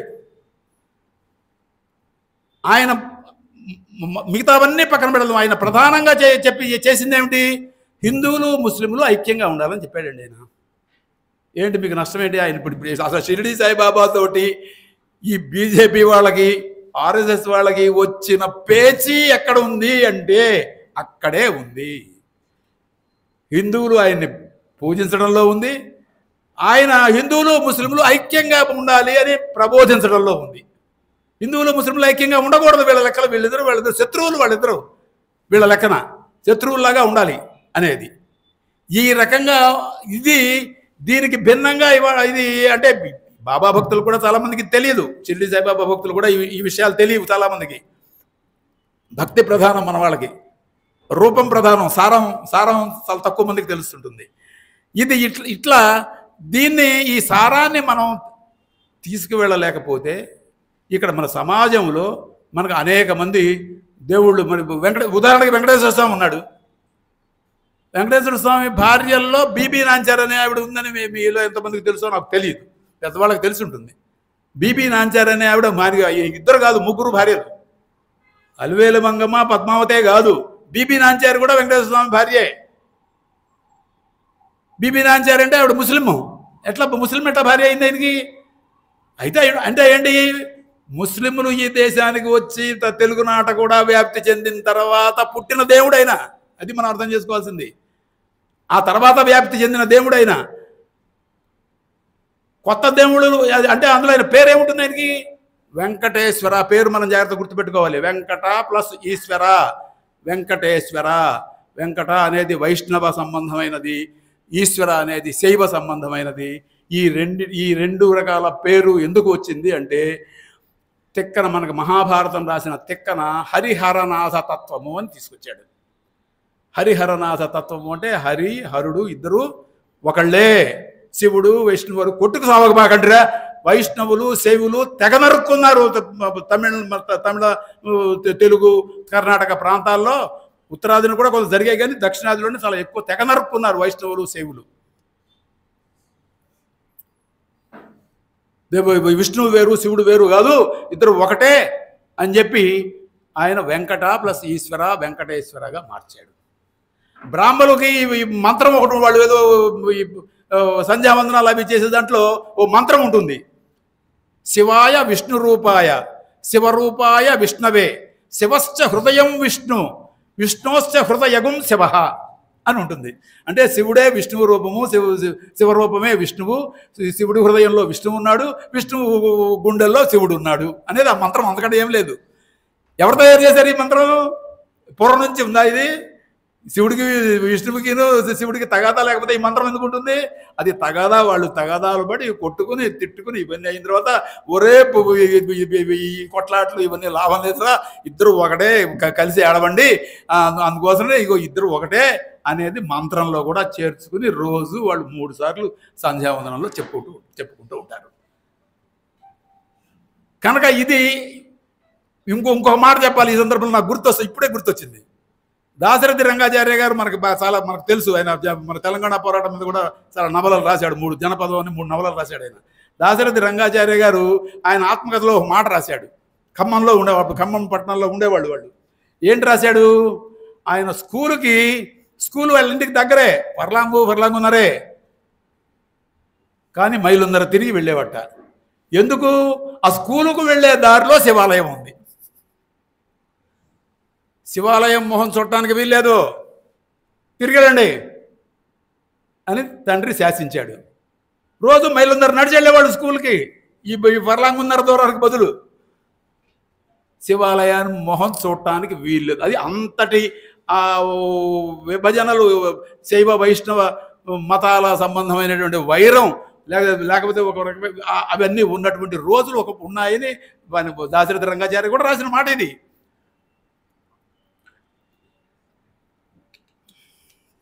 అందుకోసమే మతం ఇదంతా ఒకటి అని వీళ్ళు చెప్తారు.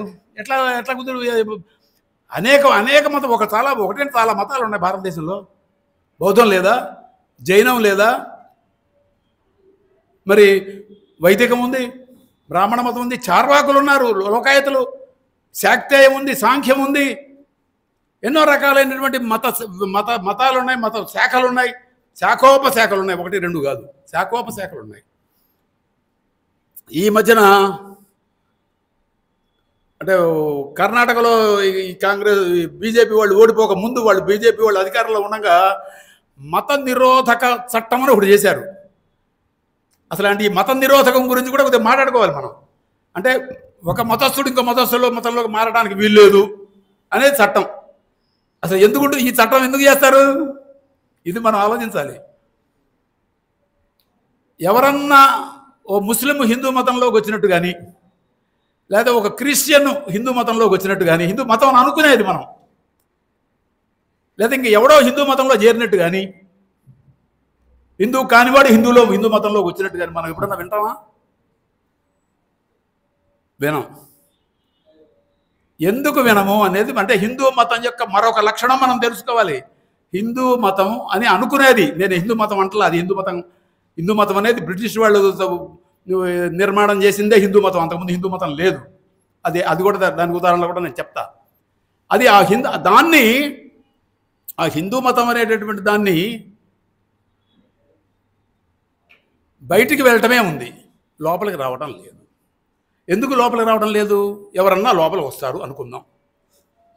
ఎక్కడికి వస్తారు? మీ ఇంటికి వస్తే మీరేం చేస్తారు? మా ఇంటికి వస్తే నేనేం చేయాలి అంటే మీ ఇంటి సభ్యుడిని అయిపోతా అంటాడు. అయిపోతే అంటే మన కులస్తుడు అవ్వాలిగా. ఎవడి ఇంటికి వస్తే వాడు కులస్తుడు, వాడు మా ఇంట్లో ఉండు, మా కులస్తుడే అనుకుంటాను నేను. కులం అంతా ఒప్పుకుంటుందా? కులం అందరూ అతనికి కులం స్టాంప్ వేస్తారా? ఈడు ఎక్కడి నుంచి వచ్చాడు అంటారు. ఈడు అసలు మూలం ఏంటో మనకు తెలియదు కదా అంటారు. అందుకోసం ఇక్కడ కుల వ్యవస్థ బయట వాడిని లోపలికి రానివ్వదు.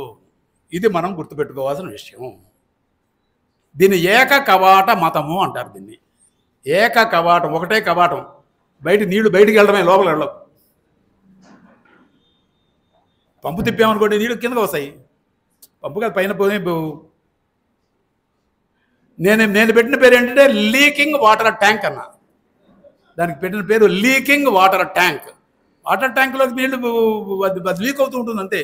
వాటర్ ట్యాంక్లో నీళ్ళు మళ్ళీ కింద నుంచి పైకి ఎక్కించాల్సింది. వాటర్ ట్యాంక్లో సహజంగా నీళ్లు పుట్టవు. లీకింగ్ వాటర్ ట్యాంక్ లాంటిది ఇది.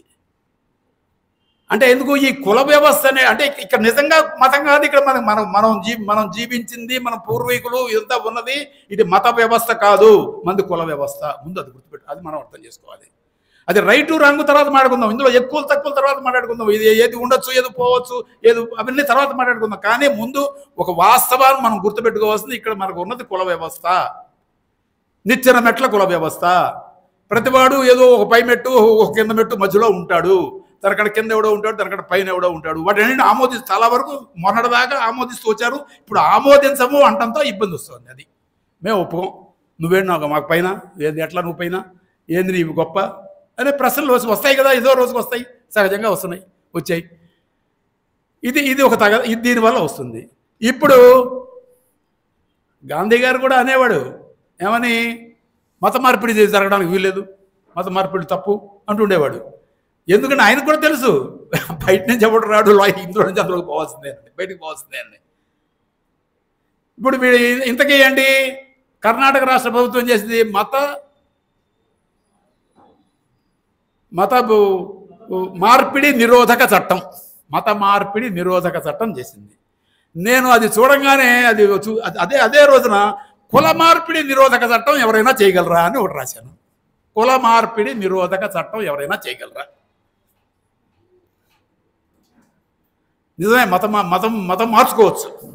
హిందూ, క్రిస్టియన్ కావచ్చు, ముస్లిం కూడా కావచ్చు, అటు చాలామంది అయినారుగా. ఇప్పుడు ముస్లింల్లో 190 మంది ఈ హిందూ సమాజంలో నుంచి ముస్లింలు అయిన వాళ్ళే.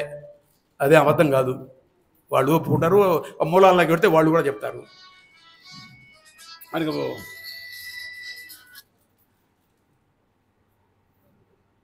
ఒకసారి పెద్ద గొడవ అయిపోయింది ఢిల్లీలో. మా మిత్రుడు ఒక ఆయన ఉన్నాడు, షంసుల్ ఇస్లాం అని మా మిత్రుడు ఉన్నాడు.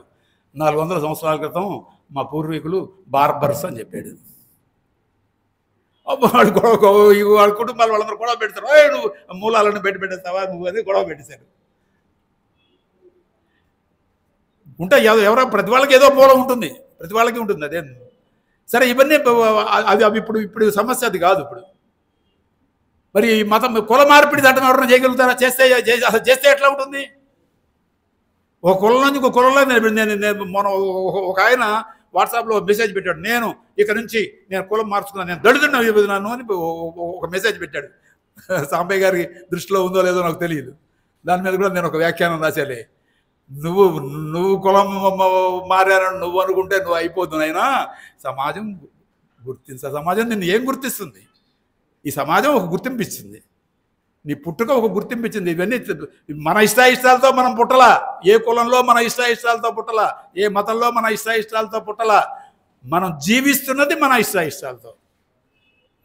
ఇవన్నీ మిగతావన్నీ మనకి తెలియకుండా వచ్చి మనకి అంటుకున్నవి, రుద్దుకున్నవి. పుట్టంగానే ఒక పెర్ర మీద కులం స్టాంపు, ఇంకో పెర్ర మీద మతం స్టాంపు పడుతుంది ప్రతివాడికి ఈ దేశంలో. కనుక ఏంటిది ఇదంటే అది అట్లాంటిది పుట్టుమచ్చలు లాంటివి. అవి పుట్టుమచ్చలు ఎవరు తీయగలడు? సరే, మతం అయితే పోతుంది కదా, కులం పోయేది కాదు. అది అంటే కులం మన వల్ల వచ్చింది కాదు. అది ఎట్లొచ్చింది ఇది అని అంటే, ఇంతకుముందు కొన్ని కులం ఉందా? ఒక చిన్న ఉదాహరణ చెప్తాను మీకు. ఉదాహరణ కాదు, మీకు త్యాగరాజు చాలా రామభక్తుడు, ఆయన బోల్డెన్ని కీర్తనలు రాశాడు. అన్నమయ్య వెంకటేశ్వర స్వామి భక్తుడు, ఆయన ఇంకా పూర్వీకుడు. 500 సంవత్సరాల పూర్వం వాడు, 550 సంవత్సరాల పూర్వం వాడు అన్నమయ్య. మరి మన భద్రాచలం రామదాసు, ఆయన రామభక్తుడు, బోల్డెన్ని పద్యాలు పాటలు రాశాడు. ఆయన సీతమ్మకు చేయిస్తే చింతాకు పథకమని చాలా రాశాడు ఆయన. వాళ్ళు ఎక్కడైనా హిందూ అనే పదం వాడారా? నే హిందువుని అని వాళ్ళు ఎక్కడైనా చెప్పారా? అసలు హిందూ అనేది ఒకటి ఉంది అని ఎక్కడన్నా వాళ్ళు వీళ్ళందరూ భక్తులే. వీళ్ళందరూ మనం మామూలుగా అనుకునే హిందూ భక్తుల కింద లెక్క. వీళ్ళు హిందూ దేవుళ్ళ భక్తుల కింద లెక్క కదా వీళ్ళు ముగ్గురును. వాళ్ళు ఎక్కడైనా హిందూ పదం వాడారా? మరి హిందూ ఏదో ఎప్పుడో 1000 సంవత్సరాల నుంచి ఉందంటారేంటి? నిన్నగాక మొన్న రామదాసుకు లేదు, త్యాగయ్యకి లేదు. సరే, అది అట్లా వదిలిపెడదాం. భరతఖండంబు చక్కని పాడియావు, హిందువులు లేగదూడలై ఏడ్చుచుండ, తెల్లవాడను గడుసరి గొల్లవాడు పితుకుతున్నాడు మూతులు బిగియగట్టి. ఇది చిలకమర్తి లక్ష్మీనరసింహ గారు ఆసువుగా చెప్పినటువంటి పద్యం. ఎప్పుడు చెప్పాడు ఈయన? బిపిన్ చంద్ర పాల్ బెంగాల్ అయినా రాజమండ్రి వచ్చి, అప్పుడు బెంగాల్ విభజనకు వ్యతిరేకంగా బెంగాల్ విభజన జరిగింది. ఆ విభజనకు వ్యతిరేకంగా పెద్ద ఉద్యమం జరిగింది. 1907లో, అది 1905లో విభజన జరిగింది. ఇంకా ఉద్యమం ప్రచారం సాగుతోంది. 1907లో ఆయన రాజమండ్రి వచ్చాడు. అప్పుడు ఆయన బిపిన్ చంద్ర పాల్ ఉపన్యాసం విన్న తర్వాత వెంటనే ఆయన సభకు అధ్యక్షత వహిస్తున్నటువంటి చిలకమర్తి లక్ష్మీనరసింహ గారు ఈ పద్యం చెప్పాడు. హిందువులు లేగదూడలై ఏడ్చుచుండా అన్నాడు. ఎవరా హిందువులు చెప్పండి? ఈ బీజేపీ వాళ్ళ హిందువులా? భారత ఉపఖండంలో సమస్త కులాల, సమస్త మతాల, సమస్త శాఖల, సమస్త తాత్విక భావజాలాల అనుచరులు అందరూ హిందువులే. అప్పటికి హిందూ అనేది మతం కాదు, అప్పటికి లేదు. హిందూ మతం అనేది లేదు. హిందూ మతం అనేది ఇంకా అంటే ఎక్కడ లేదు? ప్రజల నాడుల్లో లేదు, ప్రజల సంస్కృతిలో ఇంకా అప్పటికి లేదు. కానీ అప్పటికి బ్రిటిష్ వాడు దానికి పేరు పెట్టాడు. వాడికి బ్రిటిష్ వాడికి ఒక సమస్య వచ్చింది. వాడు మామూలుగా వ్యాపారం చేసుకుని పోతే వాడికి ఆ సమస్య రాదు. ఇక్కడ పరిపాలన చేశాడు. వాడు పరిపాలన చేసిన తర్వాత వాడికి సమస్య వచ్చింది. ఏమిటి సమస్య? మరి కనిపిస్తున్నారు, ముస్లింలు కనిపిస్తున్నారు, క్రిస్టియన్లు కనిపిస్తున్నారు, ఏవో రకరకాల కొన్ని 100,000 తెగలు, కులాలు ఏవో ఉన్నాయి. వీళ్ళందరూ ఏం చేయాలి? వీళ్ళని అంటే వీళ్ళందరినీ కలిపి హిందువులు అన్నాడు వాడు, హిందూ మతస్థులు అన్నాడు. వీళ్ళందరికీ సర్టిఫికేట్, పొలాలు, రిజిస్ట్రేషన్లు, స్టాంపులు అన్నిటిలో కూడా మతము, స్కూల్లో చేరితే మతము, సర్టిఫికేట్ ఇస్తే మతము, అట్లా వీళ్ళందరికీ హిందూ మతస్థులు అనేటటువంటి ముద్ర కొట్టినవాడు బ్రిటిష్ వాడు. అంతకుముందు హిందూ మతం అనేది వ్యాప్తిలోనూ లేదు, ఆ రకమైన గుర్తింపే లేదు. కనుక హిందూ మతం అనేదే, ఈ మతం అనే పేరే ఆధునికమైంది. ఇంతకుముందు అంటే ఇందులో ఈ చేరిన వాడు అంటే ఇందులో ఎవరెవరు ఉంటారు హిందూ మతంలో? బ్రిటిష్ వాడు గుర్తించిన హిందూ మతంలో ఎవరుంటారు?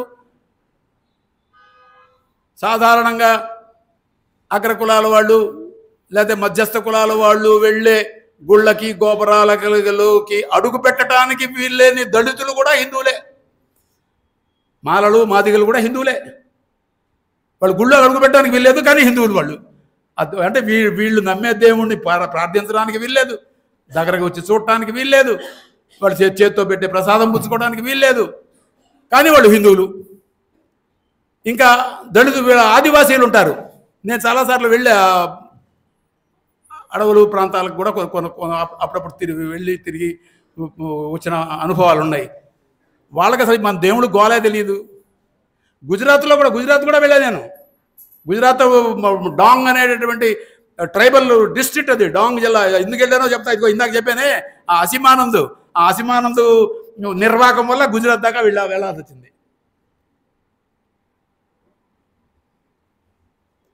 అక్కడ వాళ్ళకి దేవుడు ఏంటి?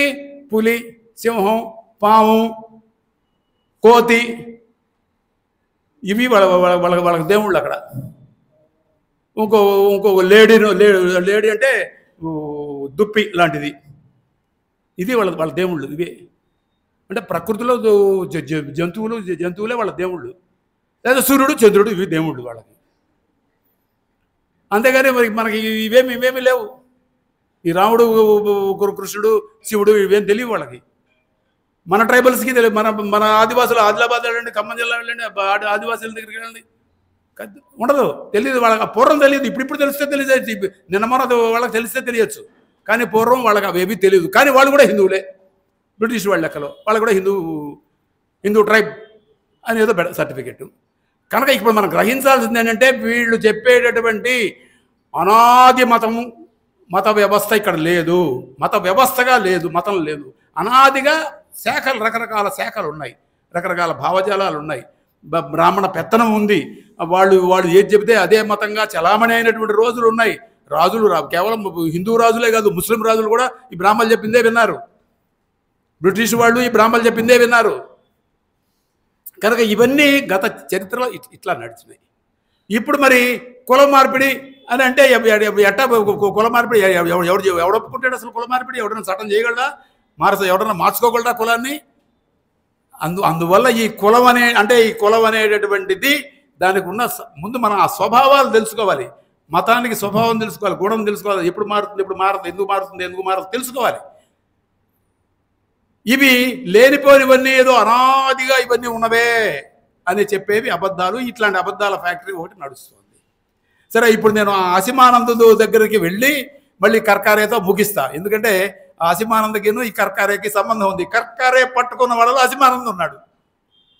ఎవరి అసిమానందు అని అంటే, నేను అప్పటికే ఈ కర్కారే ఈ గొడవ అయిపోయింది కావడానికి ముందే నేను గుజరాత్ వెళ్ళా. 1999లో గుజరాత్ వెళ్ళా.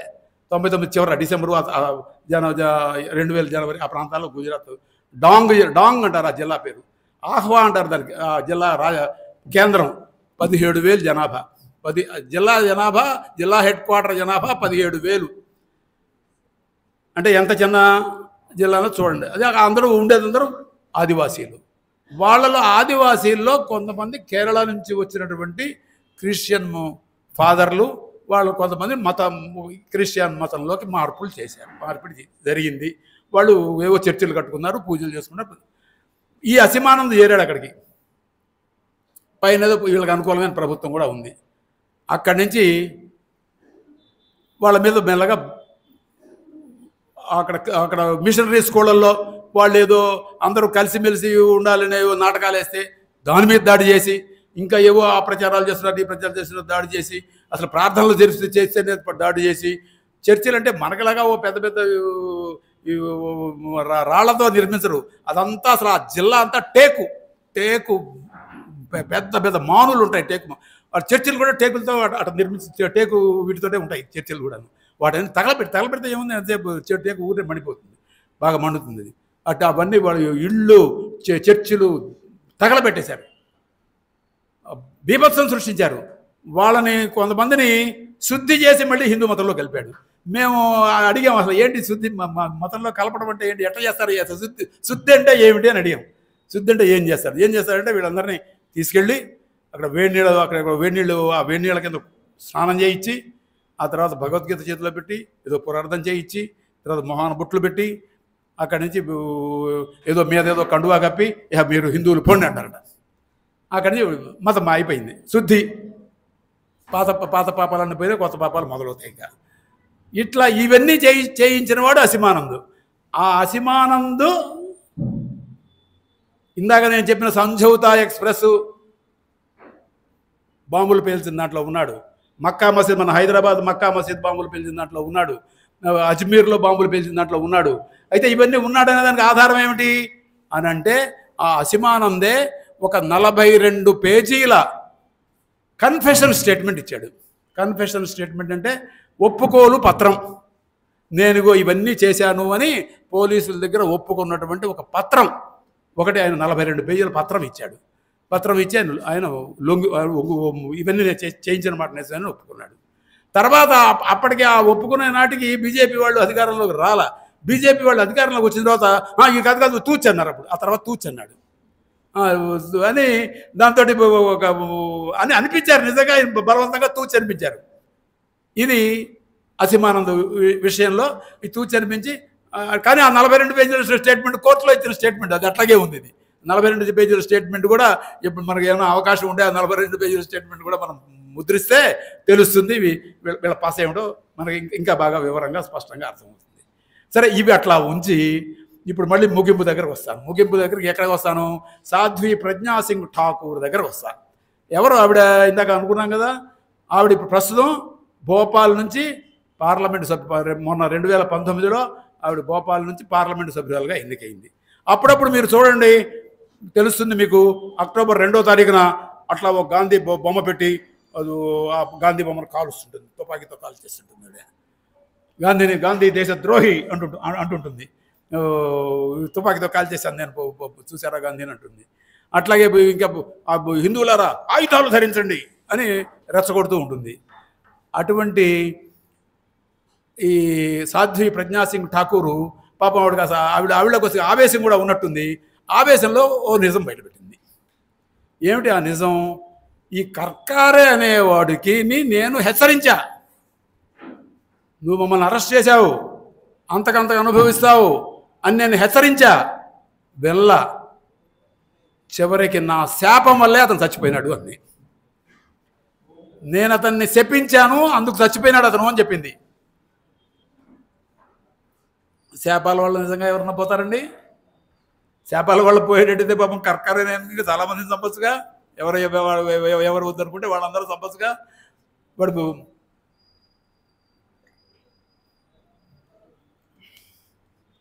దావూద్ ఇబ్రహీం బొంబాయి బాంబుల ద్వారా దావూద్ ఇబ్రహీం చంపచ్చుగా తాపంతో.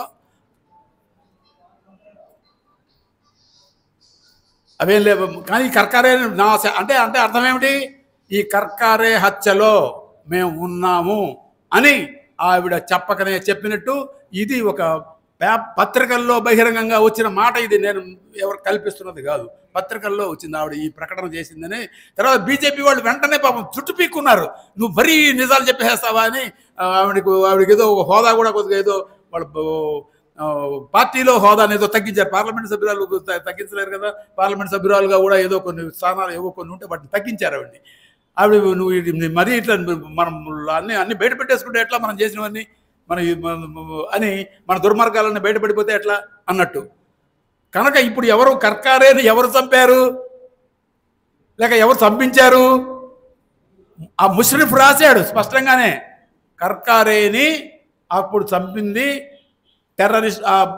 పాకిస్తాన్ నుంచి వచ్చిన టెర్రరిస్టులు కారు, ఇక్కడ ఈ హిందుత్వవాద శక్తులే కర్కారేను చంపారు అని ముష్రిఫ్ రాశాడు. దానికి సాక్ష్యం పలుకుతూ ఈ ప్రజ్ఞాసింగ్ ఠాకూర్ దాని సాక్ష్యం పలికినట్టే కనుక కర్కారేని కర్కారే హంతకులు వాళ్లే. ఆ సంగతి కవితా సర్కారే కూడా తెలుసు కనుకనే ఆ కవితా సర్కార్ అంటే ఈవిడ ఇంకొక మాట కూడా ఉంది. ఈ సాధ్వి అది కూడా చెప్పాలి. సాధ్వి ప్రజ్ఞాసింగ్ ఠాకూర్ ఏముంది, కర్కారే అనేవాడు రావణాసురుడు లాంటి వాడు ఉంది. రావణాసురుడు కంసుడు లాంటి వాడు ఉంది. చూడండి, కంసుడు రావణాసురుడు చంపడం న్యాయమేగా అని ఒక లెక్క. రావణాసురుడు దుష్టుడు, చంపేస్తాం, రాముడు చంపేశాడు, రైట్, తప్పేం లేదు, రైటే. కంసుడు దుష్టుడు, చంపేశాడు, మా మేనమామ అయినా సరే కృష్ణుడు చంపేశాడు, రైట్. అంటే కర్కారే దుష్టుడు, మేము చంపాము, మీరు రైట్ మార్క్ వేయండి. ఇదన్నమాట. ఈ రకంగా కర్కారేని చంపినటువంటి వాళ్ళు ఎవరు అని ఇక్కడ మనం క్వశ్చన్ మార్క్ పెట్టుకున్నాం. దాని కిందనే జవాబు మనం చెప్పుకోవచ్చు. అది ఈ హిందూ మతం చాటున ఉగ్రవాదాన్ని, టెర్రరిజాన్ని రకరకాల రూపాల్లో అమలు చేస్తున్నటువంటి శక్తులే ఈ కర్కారేను చంపాయి. ఎప్పటికైనా ఇది బయటికి ఇంకా మరింత స్పష్టంగా ఇది బయటికి రావాలి, ఆ హంతకుల్ని శిక్షించాలి అని మనం ఇది చేస్తూ ఈ పుస్తకాన్ని మన మిత్రులు దీనికి రేటు పెట్టలా, విస్తృతంగా ప్రజల్లోకి తీసుకువెళ్ళాలి, ముఖ్యంగా విద్యార్థి యువకుల్లోకి తీసుకువెళ్ళాలి అనేది వాళ్ళ సంకల్పం. ఆ రకంగా వాళ్ళ సంకల్పాన్ని మనం విజయవంతం చేయాలంటే విద్యార్థి యువకులు ముందు దీన్ని చదవాలి. ఇంకా దీని గురించి అనుమానాలు ఉన్న వాళ్ళకి అది అర్థమయ్యేట్టు చేయాలి, విస్తృతంగా తీసుకువెళ్ళాలి. అది నా వంతు నేను కూడా పనిచేస్తానని నేను బోసు గారికి నేను వాగ్దానం చేసి ఉన్నాను. సరే, ఇప్పుడు ఈ ప్రసంగాన్ని ముగించబోతూ ముందు చెప్పవలసిన మాట చివరికి చెబుతున్నాను. ఈ ఏఐటీసీ ఆఫీస్, ఇప్పుడు మనం ఏఐటీసీ ఆఫీసులో మాట్లాడుకుంటున్నాం. ఈ ఏఐటీసీ ఆఫీసుతో నాకున్న అనుబంధం 55 ఏళ్లది నాటిది. 1968-70 సంవత్సరాల 1968-70 సంవత్సరాల మధ్య నేను ప్రాగా టూల్స్ అనేటటువంటి ఫ్యాక్టరీలో పనిచేశా. కావడిగూడలో మెషిన్ టూల్ డివిజన్ ఉంటుంది, కూకట్పల్లిలో ఫోర్జ్ అండ్ ఫౌండరీ డివిజన్ ఉంటుంది. 2 చోట్ల పనిచేశా. ఒక సాధారణ కార్మికుడుగా పనిచేశా. ఆ రోజుల్లో ఉన్నది ఒకటే కాదు, నిజానికి ఎర్ర జెండా యూనియన్ ఒకటే అంటే అప్పటికే నాకు కాంగ్రెస్ పాలన మీద, కాంగ్రెస్ జెండా మీద నాకు అపనమ్మకం వచ్చేసింది. చిన్న వయసులోనే 15-16 ఏళ్ల వయసుకే అపనమ్మకం. ఎందుకంటే ఏదో మారుతుందని చెప్పారు, చిన్నప్పుడు నమ్మిన మాట నిజమే, అదేమీ లేదు అని చెప్పిన తర్వాత ప్రత్యామ్నాయం ఏమిటి, దీనికి ఈ దేశానికి ఏదో ప్రత్యామ్నాయం కావాలంటే నాకు ఎర్ర జెండానే కనిపించింది. రాజమండ్రి పేపర్ మిల్లో పనిచేసినప్పుడు ఏఐటీసీ ఆఫీస్కి వెళ్ళేవాడిని, కానీ ఏఐటీసీ కార్యకలాపాల్లో లేను. అక్కడ వెళ్ళేవాడిని, చిట్టూరు ప్రభాకర్ చౌదరి గారు ఎప్పుడన్నా వచ్చేవాళ్ళు, అంతవరకే అది. కానీ ఇక్కడ ప్రాగా టూల్స్ ఫ్యాక్టరీలో పనిచేసేటప్పుడు ఏఐటీసీ కార్యకర్తగా నేను పనిచేశాను. అందులో భాగంగా ఈ కార్యాలయానికి కూడా ఇక్కడ అప్పుడు ఇది కాదు, అప్పుడు కార్యాలయం. అప్పుడు నేను ఇక్కడికి వచ్చినప్పటికీ సత్యనారాయణ రెడ్డి గారే అప్పుడు స్టేట్ జనరల్ సెక్రటరీ. మగ్దు మొహిద్దీన్ గారు చనిపోయారు, సత్యనారాయణ రెడ్డి గారు స్టేట్ జనరల్ సెక్రటరీ అయ్యారు. నేను అప్పుడు 20 ఏళ్ళ సరిగ్గా 20 ఏళ్ళ కుర్రవాడిని. అప్పుడు అందుకోసం నన్ను అజీజ్ బాషాకి, పుల్లారెడ్డికి, నన్ను వాళ్ళు కూడా నా వయసు వాళ్ళే సుమారుగా వాళ్ళని పరిచయం చేసి అక్కడ సురవరం సుధాకర్ రెడ్డి గారు యువకులకి ఉపన్యాసం చెబుతుంటే నన్ను కూడా అక్కడ తీసుకెళ్ళి కూర్చోబెట్టారు. అట్లా సురవరం సుధాకర్ రెడ్డి గారితో అప్పుడు 1969లో మొదటిసారి పరిచయం ఏర్పడింది. అట్లాంటి సంబంధం నాకు 55 ఏళ్లుగా ఈ ఏఐటీసీ ఆఫీసులో 55 ఏళ్ల క్రితమే ఏర్పడిందని చెప్పి మీ అందరి దృష్టికి తీసుకొస్తూ నా ప్రసంగాన్ని ఇంతసేపు ఓపికగా మీరందరూ విన్నందుకు ధన్యవాదాలు తెలుపుతూ లాల్ సలాం.